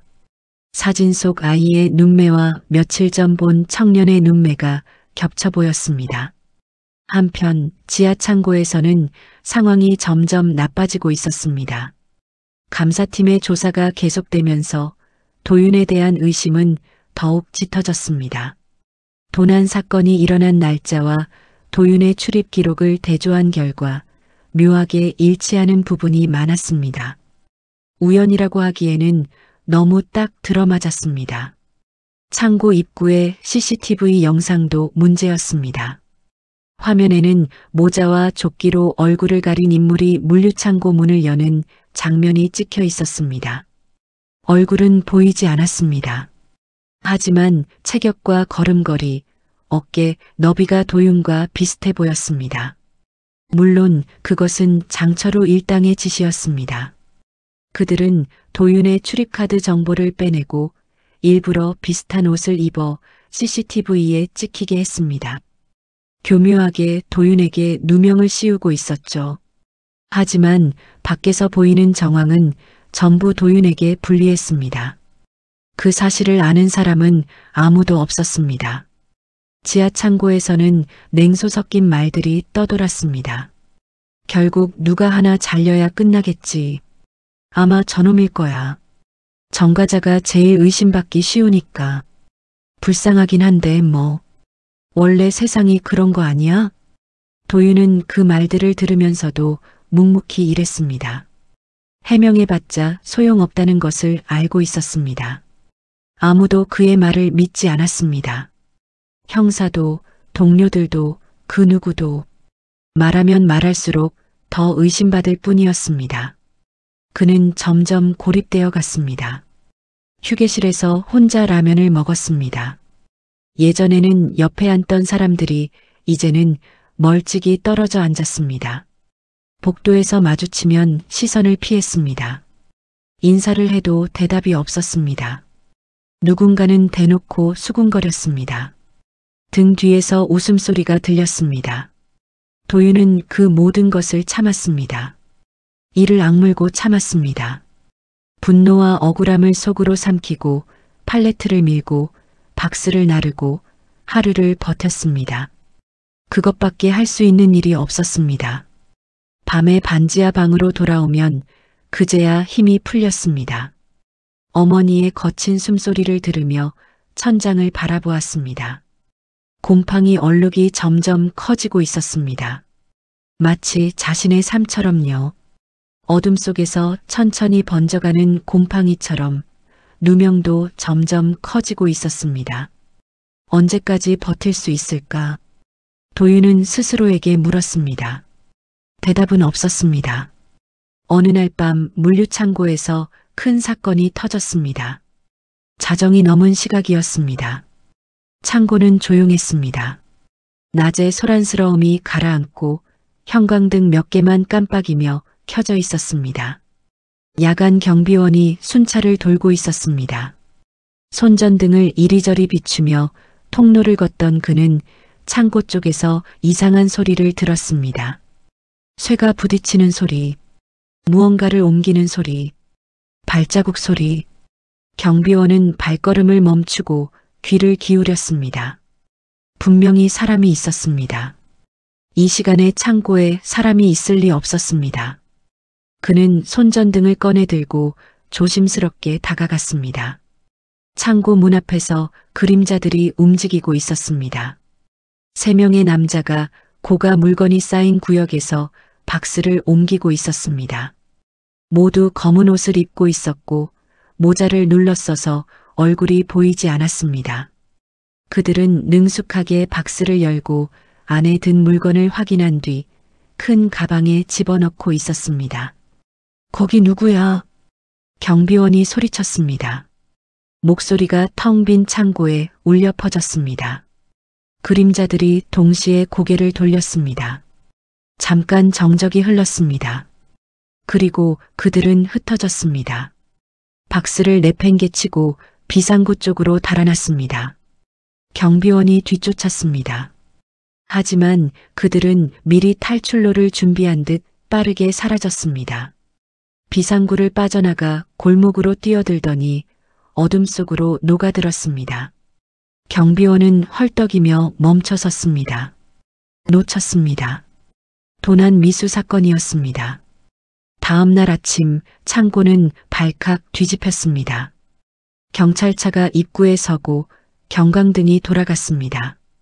형사들과 감사팀 직원들이 몰려왔습니다. CCTV를 확인하고 출입 기록을 조사하고 지문을 채취했습니다. 직원들은 한 명씩 불려가 신문을 받았습니다. 그리고 모든 정황이 또다시 도윤을 가리켰습니다. 범행이 일어난 시간대 도윤의 출입카드가 창고 근처에서 찍혀 있었습니다. 12시 반. 도윤은 11시에 퇴근했다고 했는데 그의 카드는 1시간 반 뒤에 다시 찍혔습니다. CCTV에 잡힌 범인 중 한 명은 도윤과 비슷한 체격에 그가 평소 입던 것과 같은 색상의 조끼를 걸치고 있었습니다. 물론 그것은 장철우 일당이 의도적으로 꾸민 것이었습니다. 도윤의 출입카드를 복제하고 일부러 비슷한 옷을 입은 것이었죠. 하지만 그 사실을 아는 사람은 아무도 없었습니다. 형사가 도윤을 다시 불렀습니다. 좁은 신문실이었습니다. 형광등 불빛이 차갑게 내리쬐었습니다. 창문 없는 방, 회색 벽, 철제 책상. 도윤은 딱딱한 의자에 앉아 형사를 마주 보았습니다. 형사의 눈빛은 전보다 더 날카로웠습니다. 강도윤 씨, 어젯밤 몇 시에 퇴근했어? 11시쯤이요. 11시. 근데 내 출입카드 기록은 12시 반에 창고 쪽에서 찍혔더라고. 설명해봐. 도윤의 눈이 커졌습니다. 피가 머리로 확 쏠리는 느낌이었습니다. 그건 저 아닙니다. 11시에 퇴근하고 바로 집에 갔어요. 카드를 잃어버린 적도 없고요. 증거는 내가 집에 있었다는 증거. 어머니가 계세요. 집에 가면 항상 병든 노인이 증인이라 그게 믿을 만하다고 생각해? 형사가 코웃음을 쳤습니다. 책상을 손바닥으로 탁 쳤습니다. 둔탁한 소리가 방 안에 울렸습니다. 야, 이제 그만 털어놔. 한 번 더 걸리면 진짜 인생 끝나. 집행유예가 아니라 실형이야. 교도소에서 몇 년 썩어야 해. 도윤의 손이 떨렸습니다. 주먹을 쥐었다 폈습니다. 억울함이 가슴속에서 불덩이처럼 타올랐습니다. 저 아니라고요. 목소리가 신문실에 울려 퍼졌습니다. 하지만 그 절규는 허공에서 사라졌습니다. 형사의 눈빛은 이미 굳어 있었습니다. 믿지 않는다는 눈빛, 이미 결론을 내렸다는 눈빛. 신문이 끝나고 도윤은 창고로 돌아가지 못했습니다. 당분간 출근하지 말라는 통보를 받았습니다. 조사가 끝날 때까지 자택 대기하라는 것이었습니다. 사실상 해고 직전이었습니다. 급여도 나오지 않을 터였습니다. 반지하 방으로 돌아온 도윤은 벽에 등을 기대고 주저앉았습니다. 차가운 벽이 등에 닿았습니다. 손으로 얼굴을 감쌌습니다. 어깨가 떨렸습니다. 울음소리는 나지 않았지만 눈가가 젖어들었습니다. 뜨거운 것이 손가락 사이로 흘러내렸습니다. 바로 그때 휴대폰이 울렸습니다. 모르는 번호였습니다. 도윤은 잠시 망설이다가 전화를 받았습니다. 울음을 삼키며 목소리를 가다듬었습니다. 여보세요? 강도윤 씨입니까? 한빛백화점 회장 비서실입니다. 회장님께서 뵙고 싶다고 하셔서요. 도윤은 귀를 의심했습니다. 회장이라니. 그 재벌 회장이 자신을 만나겠다고? 회장님이요? 저를요? 네, 가능하시면 오늘 오후에 본사로 와주시겠습니까? 30층 회장실. 도윤은 엘리베이터에서 내려 긴 복도를 걸었습니다. 카펫이 깔린 바닥은 발소리를 삼켰습니다. 벽에는 그림이 걸려 있었고 곳곳에 화분이 놓여 있었습니다. 양복을 입은 직원들이 바쁘게 오갔습니다. 그들의 시선이 도윤을 스쳤습니다. 여기 왜 저런 사람이? 라는 눈빛이었습니다. 회장실 문이 열리고 도윤이 안으로 들어섰습니다. 넓은 방이었습니다. 반지하 방 10개는 들어갈 것 같았습니다. 한쪽 벽은 통유리로 되어 있었고 서울의 전경이 한눈에 내려다 보였습니다. 구름 위에 떠 있는 것 같았습니다. 반대쪽에는 커다란 책장과 고급스러운 가구들이 놓여 있었습니다. 서진이 통유리창 앞에 서 있었습니다. 창밖의 햇살이 그녀의 실루엣을 비추고 있었습니다. 도윤이 들어오자 그녀가 천천히 돌아섰습니다. 두 사람의 눈이 마주쳤습니다. 서진은 한참 동안 도윤을 바라보았습니다. 그의 얼굴을, 눈을, 이마선을 마치 무언가를 확인하려는 것처럼 오래도록 바라보았습니다. 앉으세요. 서진이 소파를 가리켰습니다. 도윤은 어색하게 자리에 앉았습니다. 소파가 너무 푹신해서 몸이 빠지는 것 같았습니다. 서진은 맞은편에 앉지 않고 통유리창 앞에 선 채로 말을 이었습니다. 지난번에 나를 구해줬죠. 감사 인사를 제대로 못했어요. 아닙니다. 당연히 해야 할 일이었습니다. 도윤의 목소리는 담담했습니다. 서진은 그 모습을 바라보다가 창밖으로 시선을 돌렸습니다. 잠시 침묵이 흘렀습니다. 무거운 침묵이었습니다. 서진의 입술이 천천히 열렸습니다. 30년 전 이 회사 옛 본점에는 주차 타워가 있었어요.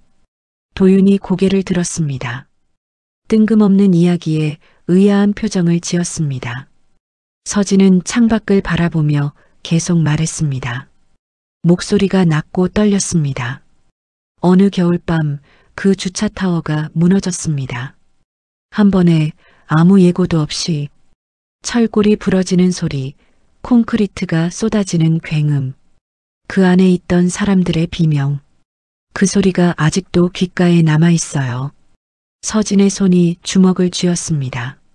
손등에 핏줄이 떠올랐습니다. 그 안에 내 가족이 있었어요. 도윤은 아무 말도 하지 못했습니다. 서진의 목소리에 담긴 고통이 방 안가득 퍼졌습니다. 30년이 지났는데도 아물지 않은 상처가 느껴졌습니다. 그날 이후로 난 지하 주차장으로 내려가는 계단을 제대로 밟아본 적이 없어요. 냄새만 맡아도 그날이 떠올라요. 철골 냄새, 먼지 냄새, 겨울밤의 차가운 공기. 서진이 천천히 돌아서서 도윤을 바라보았습니다. 눈가에 물기가 맺혀 있었습니다. 왜 이런 얘기를 하냐고요? 나도 모르겠어요.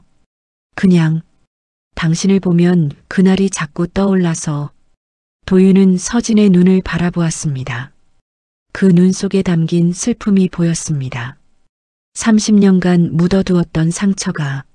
서진이 비서를 불러 차를 내오게 했습니다. 도윤 앞에 따뜻한 차가 놓였습니다. 잠시 후 도윤이 자리에서 일어났습니다. 저 가봐야 할 것 같습니다. 그래요. 오늘 와줘서 고마워요.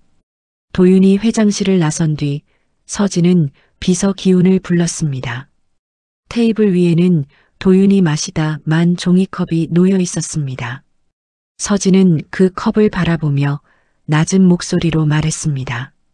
이건 내 착각인지 확인하는 절차일 뿐이에요.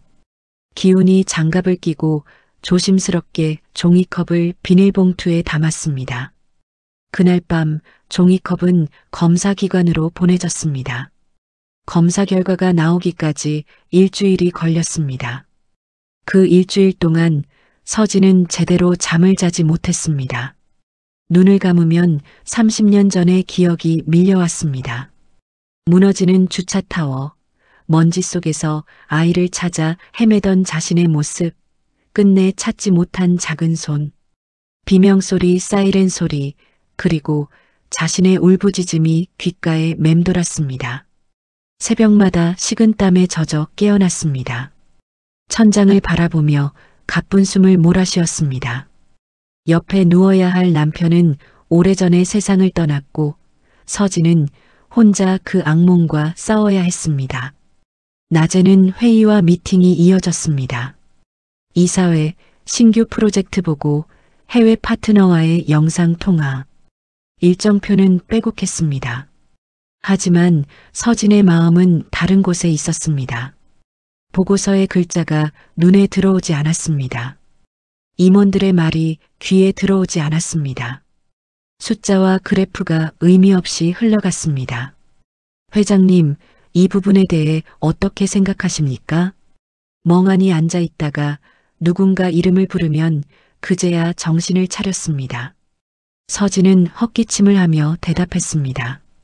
그건 다음 회의에서 다시 논의합시다. 임원들이 의아한 표정을 지었습니다. 평소에 서진은 모든 것을 꿰뚫어 보는 사람이었습니다. 숫자 하나, 문장 하나도 놓치지 않았습니다. 그런 그녀가 요즘 이상했습니다. 무언가에 골몰하는 것 같았습니다. 기훈이 조심스럽게 물었습니다. 회장님, 괜찮으십니까? 요즘 안색이 많이 안 좋으십니다. 괜찮아요. 조금 피곤할 뿐이에요. 서진은 그렇게 대답했지만 괜찮지 않았습니다. 전혀 괜찮지 않았습니다. 밤마다 서진은 같은 행동을 반복했습니다. 퇴근 후 엘리베이터를 타고 지하 주차장 입구까지 내려갔습니다. 문이 열리면 콘크리트 냄새와 기름 냄새가 밀려왔습니다. 그때마다 심장이 조여왔습니다. 숨이 막혔습니다. 다리가 떨렸습니다. 손에 땀이 났습니다. 한 발짝만 내디디면 되었습니다. 그 한 발짝을 30년간 내딛지 못했습니다. 30년 전 그 밤 자신이 내려가지 못한 계단, 그 계단 아래에서 아이가 기다리고 있었을지도 모른다는 생각이 평생 그녀를 괴롭혔습니다. 만약 그때 내가 더 빨리 내려갔더라면, 만약 그때 내가 포기하지 않았더라면. 서진은 매번 문 앞에서 멈춰섰습니다. 계단 아래로 이어지는 어둠을 내려다보았습니다. 그리고 결국 발을 떼지 못한 채 다시 위로 올라왔습니다. 회장실 책상 위에는 작은 액자 하나가 놓여 있었습니다. 세 살배기 아이의 사진이었습니다. 통통한 볼을 가진 아이가 환하게 웃고 있었습니다. 장난감 자동차를 들고 카메라를 향해 손을 흔들고 있었습니다. 사고 이틀 전에 찍은 사진이었습니다.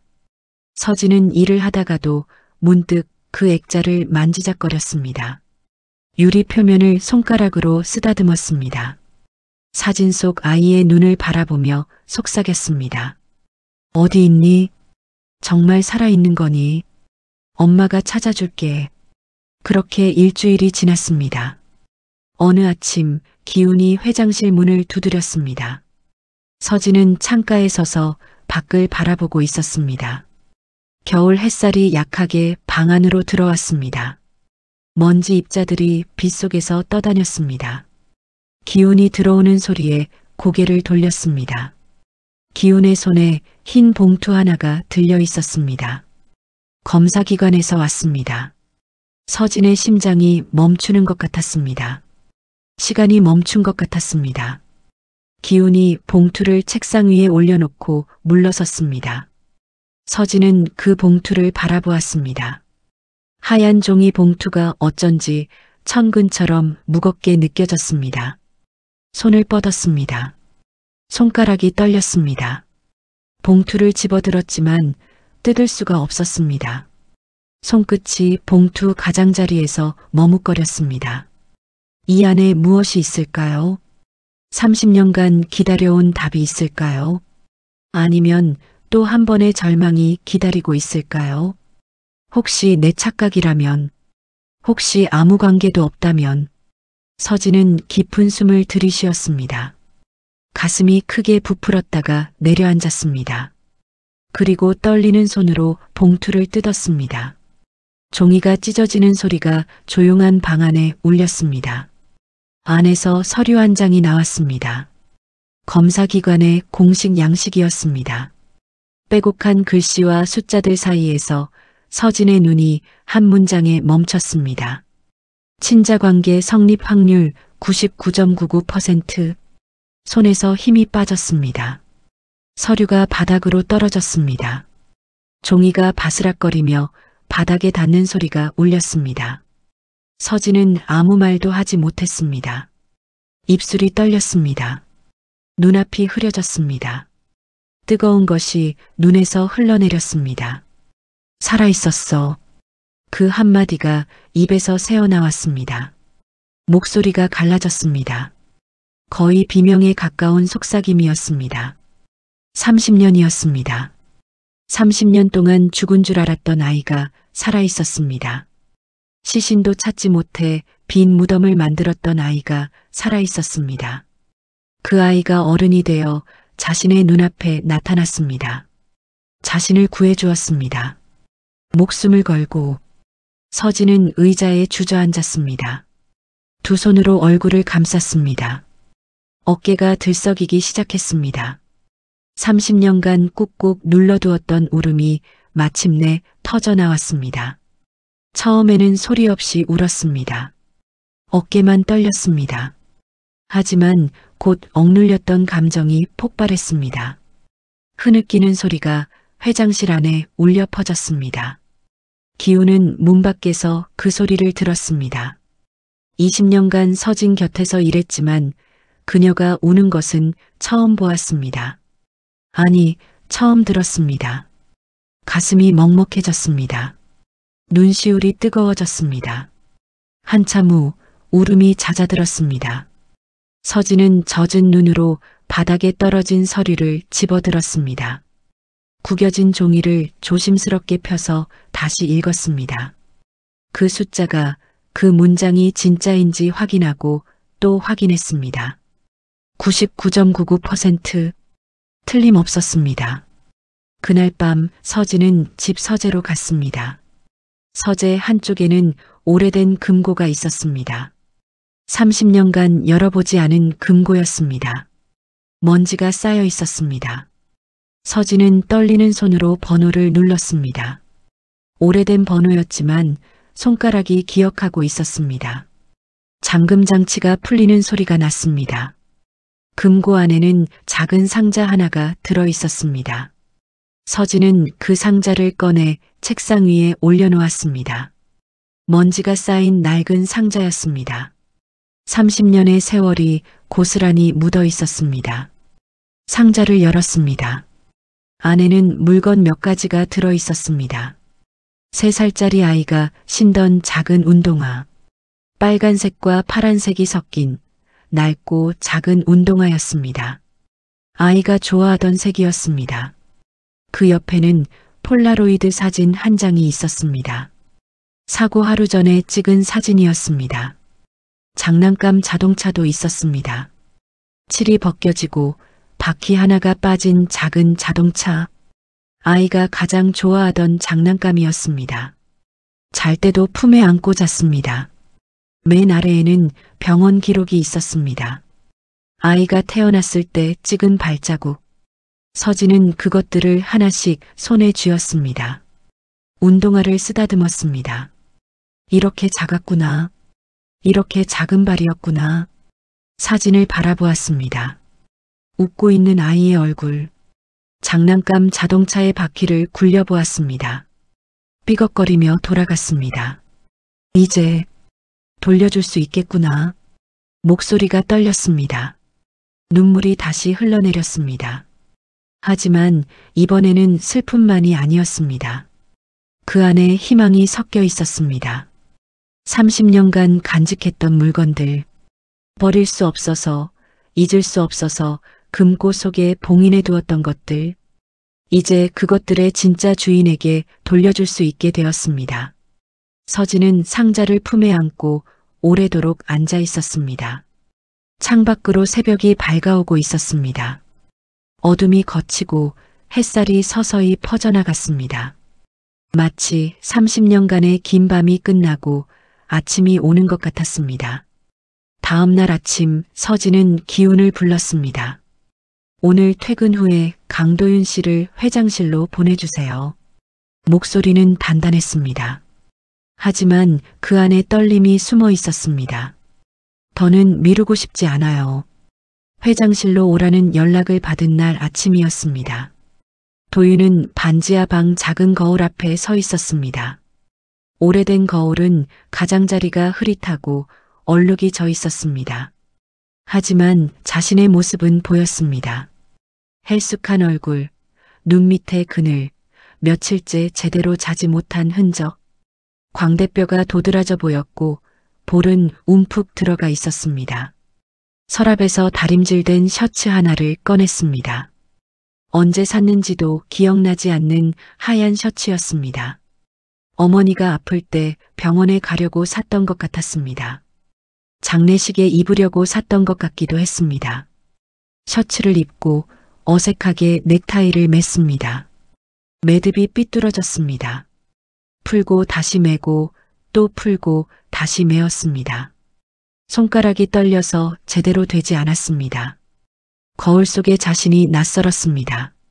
지하 창고에서 팔레트를 밀던 사람과 같은 사람인지 의심스러웠습니다. 왜 회장님이 또 나를 부르는 걸까? 무슨 이야기를 하려는 걸까? 알 수 없는 불안이 가슴을 눌렀습니다. 바로 그때 휴대폰이 울렸습니다. 진동이 테이블 위에서 덜덜거렸습니다. 화면에 뜬 번호는 병원이었습니다. 도윤의 손가락이 얼어붙었습니다. 심장이 쿵 내려앉았습니다. 좋은 소식일 리 없었습니다. 병원에서 아침에 전화가 온다는 것은, 이 시간에 병원에서 전화가 온다는 것은, 떨리는 손으로 전화를 받았습니다. 박말순 환자 보호자분 되시죠? 간호사의 목소리가 들렸습니다. 목소리가 조심스러웠습니다. 나쁜 소식을 전할 때의 목소리였습니다. 지금 상태가 많이 위독합니다. 빨리 오셔야 합니다. 도윤은 대답도 제대로 하지 못했습니다. 네, 라는 말이 목구멍에 걸렸습니다. 전화를 끊고 신발을 신었습니다. 넥타이는 그대로 맨 채였습니다. 셔츠 자락이 바지 밖으로 삐져나왔지만 신경 쓸 여유가 없었습니다. 문을 박차고 나갔습니다. 병원까지 뛰었습니다. 버스를 기다릴 시간이 없었습니다. 겨울바람이 폐를 찔렀습니다. 차가운 공기가 목구멍을 긁었습니다. 숨이 차올랐습니다. 다리가 떨렸습니다. 하지만 멈출 수 없었습니다. 머릿속에서 맴돌던 모든 숫자들이 사라졌습니다. 병원비, 월세, 카드값, 회장실, 누명, 도난 사건. 그런 것들이 다 무슨 의미가 있겠습니까? 어머니가 위험한데. 병원에 도착했을 때 도윤은 숨을 헐떡이고 있었습니다. 옷이 땀으로 젖어 있었습니다. 다리가 후들거렸습니다. 중환자실 앞 복도를 달렸습니다. 미끄러질 뻔했습니다. 간호사가 그를 막아섰습니다. 보호자분이시죠? 지금 의사 선생님이 처치 중이세요. 잠시만 기다려주세요. 기다릴 수 없었습니다. 당장 들어가고 싶었습니다. 하지만 기다려야 했습니다. 도윤은 복도 의자에 주저앉았습니다. 플라스틱 의자가 차가웠습니다. 손이 떨렸습니다. 가슴이 터질 것 같았습니다. 얼마나 지났을까요? 중환자실 문이 열리고 의사가 나왔습니다. 흰 가운을 입은 중년 남자였습니다. 표정이 어두웠습니다. 눈을 마주치지 않으려 했습니다. 도윤은 벌떡 일어섰습니다. 어머니는요? 괜찮은 거죠? 의사는 잠시 침묵했습니다. 그 침묵이 모든 것을 말해주었습니다. 들어가 보세요. 마지막 인사를 하셔야 할 것 같습니다. 도윤의 세계가 무너졌습니다. 중환자실 안으로 들어갔습니다. 하얀 커튼 사이로 침대가 보였습니다. 어머니가 누워 있었습니다. 산소 마스크를 쓰고 있었지만 가슴은 겨우 오르락 내리락 했습니다. 기계음이 불규칙하게 울렸습니다. 얼굴은 종이장처럼 창백했습니다. 도윤은 침대 옆에 무릎을 꿇었습니다. 어머니의 손을 잡았습니다. 차가웠습니다. 뼈만 남은 손이었습니다. 핏줄이 파랗게 비쳤습니다. 손가락이 가늘고 약했습니다. 이 손이 자신을 키웠습니다. 밥을 차려주고 옷을 빨아주고 아플 때 이마를 짚어주던 손이었습니다. 엄마 나야. 도윤이. 어머니가 천천히 눈을 떴습니다. 탁한 눈동자가 천장을 향하다가 도윤을 찾아 움직였습니다. 초점이 맞지 않는 것 같았습니다. 하지만 아들을 알아보는 것 같았습니다. 입술이 달싹거렸습니다. 산소 마스크 너머로 작은 목소리가 새어나왔습니다. 도윤아. 네, 엄마. 여기 있어요. 괜찮아요. 다 괜찮을 거예요. 도윤의 목소리가 떨렸습니다. 눈가가 뜨거워졌습니다. 어머니의 손이 미약하게 움직였습니다. 도윤의 손을 꼭 쥐려는 것 같았지만 힘이 없었습니다. 손가락이 스쳤을 뿐이었습니다. 미안하다. 용서해라. 무슨 소리예요? 미안할 거 없어요. 엄마가 뭘 잘못했다고요? 어머니의 눈에서 눈물이 흘러내렸습니다. 주름진 볼을 타고 베개 위로 떨어졌습니다. 입술이 다시 움직였습니다. 무언가 더 말하려는 것 같았습니다. 하지만 소리는 나오지 않았습니다. 입술만 달싹거렸습니다. 그리고 손에서 힘이 빠졌습니다. 기계음이 길게 울렸습니다. 삐. 일정하던 선이 평평해졌습니다. 의료진이 달려왔습니다. 하지만 이미 늦었습니다. 어머니, 어머니. 도윤의 울부짖음이 중환자실에 울려 퍼졌습니다. 그는 어머니의 손을 놓지 못했습니다. 차가워지는 손을 꼭 쥐고 울었습니다. 어깨가 들썩였습니다. 숨을 쉴 수가 없었습니다. 장례식은 조용했습니다. 작은 장례식장의 빈소에 도윤 혼자 앉아 있었습니다. 상주석에 검은 완장을 두른 채 영정 사진을 바라보았습니다. 어머니가 웃고 있는 사진이었습니다. 언제 찍은 사진인지 기억나지 않았습니다. 그 웃음이 지금은 너무 멀게 느껴졌습니다. 문상객은 거의 없었습니다. 지하창고 동료 몇 명이 와서 조의금 봉투를 두고 어색하게 고개를 숙인 뒤 돌아갔습니다. 그것이 전부였습니다. 장례를 마치고 도윤은 반지하 방으로 돌아왔습니다. 방 안이 텅 비어 있었습니다. 어머니가 누웠던 침대, 산소 발생기, 약 봉지들, 모든 것이 그대로 있었지만 주인이 없었습니다. 슉슉 소리가 나던 산소 발생기가 멈춰 있었습니다. 도윤은 어머니의 물건들을 정리하기 시작했습니다. 옷장을 열고 서랍을 뒤지고 오래된 물건들을 하나씩 꺼냈습니다. 손이 떨렸습니다. 눈물이 계속 흘러내렸습니다. 그때 낡은 가구를 옮기다가 가구와 벽 사이 틈에서 무언가가 떨어졌습니다. 노란 봉투였습니다. 도윤은 봉투를 집어들었습니다. 먼지가 잔뜩 묻어 있었습니다. 오랫동안 숨겨져 있었던 것 같았습니다. 봉투 겉면에 글씨가 적혀 있었습니다. 떨리는 손글씨였습니다. 도윤이에게. 심장이 멎는 것 같았습니다. 봉투를 뜯었습니다. 안에서 접힌 편지지가 나왔습니다. 누렇게 바랜 종이였습니다. 도윤은 떨리는 손으로 편지를 펼쳤습니다. 도윤아, 이 편지를 읽을 때쯤이면 나는 이 세상에 없겠지. 어머니의 글씨였습니다. 삐뚤빼뚤하지만 정성스럽게 쓴 글씨. 눈물 자국이 군데군데 번져 있었습니다. 30년 전 나는 한빛백화점 옛 본점 주차타워에서 청소와 주차 업무를 했단다. 어느 겨울밤 갑자기 주차타워가 무너졌어. 철골이 떨어지고 콘크리트가 쏟아지고 사람들이 비명을 지르며 도망쳤지.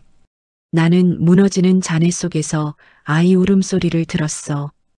혼란 속에서 달려갔더니 피투성이인 3살배기 아이가 있었단다. 작은 몸으로 울고 있었어. 도윤의 손이 떨렸습니다. 글자가 흐려졌습니다. 눈물이 흘러내려 종이 위에 떨어졌습니다. 모두가 그 아이가 죽었다고 생각했어. 부모도 찾지 못하고 시신도 찾지 못했다고 했지. 나는 그 아이를 안고 도망쳤어. 그리고 내 아들로 삼았단다. 돌려줄 용기가 없었어. 나에게는 아무것도 없었거든. 가족도 돈도 희망도. 그 아이만이 내 전부였어. 너를 훔친 죄는 죽을 때까지 갚을 수 없는 죄야. 하지만 도윤아, 너를 사랑한 30해만큼은 거짓이 아니란다. 그것만은 믿어다오. 미안하다. 정말 미안하다. 편지 끝에는 눈물 얼룩이 번져 있었습니다. 도윤은 편지를 읽고 또 읽었습니다. 벽을 주먹으로 내리쳤습니다. 손등이 찢어졌습니다. 피가 흘렀습니다. 하지만 아프지 않았습니다. 가슴이 더 아팠습니다. 왜 이제야? 도윤은 바닥에 주저앉았습니다. 편지를 가슴에 안고 울었습니다.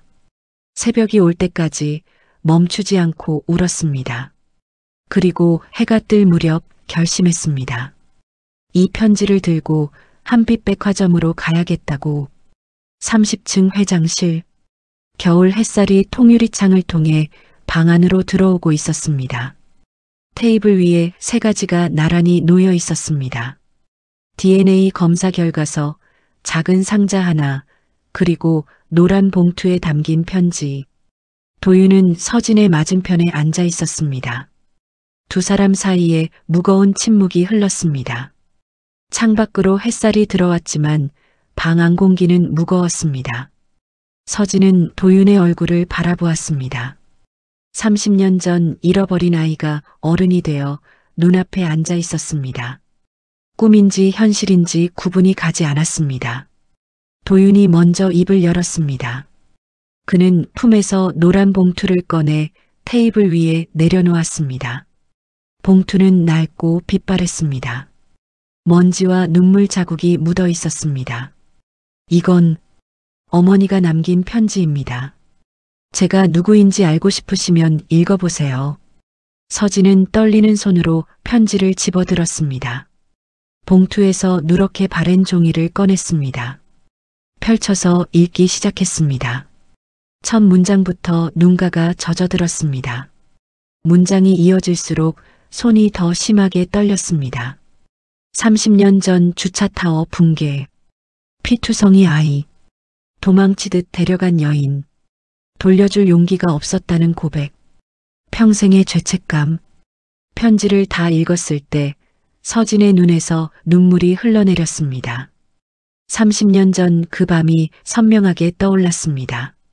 무너진 잔해 속에서 아이를 찾아 헤매던 자신, 울부짖으며 이름을 부르던 자신, 그때 옆에서 함께 울어주던 주차요원 여인의 얼굴이 어렴풋이 기억났습니다. 그 여인이 바로 편지를 쓴 박말순이었던 것입니다.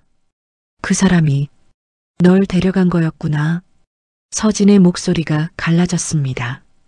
말이 제대로 나오지 않았습니다. 도윤은 고개를 숙인 채 대답하지 않았습니다. 무슨 말을 해야 할지 알 수 없었습니다. 잠시 후 서진이 테이블 위에 작은 상자를 도윤 쪽으로 밀었습니다. 이건 내 거야. 원래 내 것이었어. 도윤이 상자를 열었습니다. 손가락이 떨렸습니다. 뚜껑을 들어 올리자 안에 있는 것들이 보였습니다. 작은 운동화, 폴라로이드 사진, 칠 벗겨진 장난감 자동차, 그리고 아기 때 병원 기록. 사진 속에는 3살배기 아이가 웃고 있었습니다. 장난감 자동차를 들고 환하게 웃는 얼굴, 통통한 볼, 반짝이는 눈. 도윤은 그 사진을 한참 동안 바라보았습니다. 이게 나였구나. 이 아이가 나였구나. 가슴이 먹먹해졌습니다. 기억나지 않는 과거가 눈앞에 펼쳐져 있었습니다. 만져볼 수 있는 형태로. 도윤이 천천히 입을 열었습니다. 회장님은 제가 누구라고 생각하십니까? 서진이 눈물을 닦지 않은 채 대답했습니다. 목소리가 떨렸지만 또렷했습니다. 넌 내 아들이야. 30년 전에 잃어버린 내 아들. 그 말이 방 안에 울려 퍼졌습니다. 도윤은 아무 말도 하지 못했습니다. 입술이 떨렸습니다. 눈시울이 뜨거워졌습니다.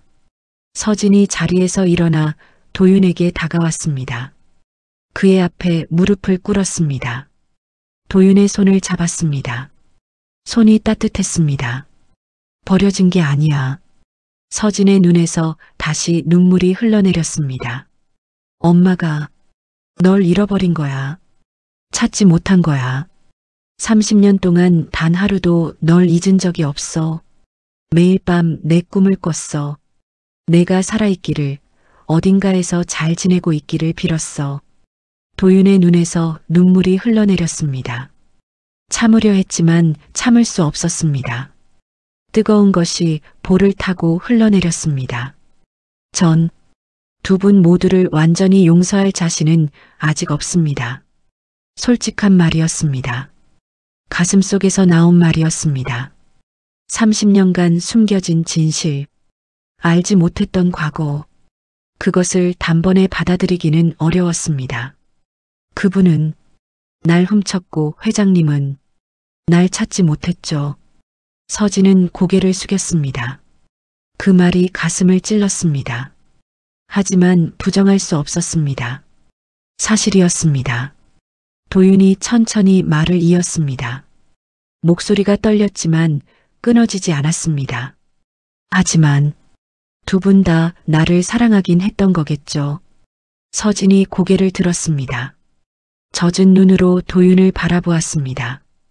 그분은 평생 죄책감 속에서 살면서도 날 키웠어요. 가난했지만 아프면서도 끝까지 날 지켰어요. 단 하루도 굶긴 적이 없어요. 아플 때 밤새 옆에 있어줬어요. 도윤의 목소리가 떨렸습니다. 회장님도 30년 동안 잊지 않고 기다렸잖아요. 이 상자를 30년간 간직하셨잖아요. 그게 사랑 아니면 뭐겠어요. 서진은 아무 말도 하지 못했습니다. 그저 눈물만 흘렸습니다.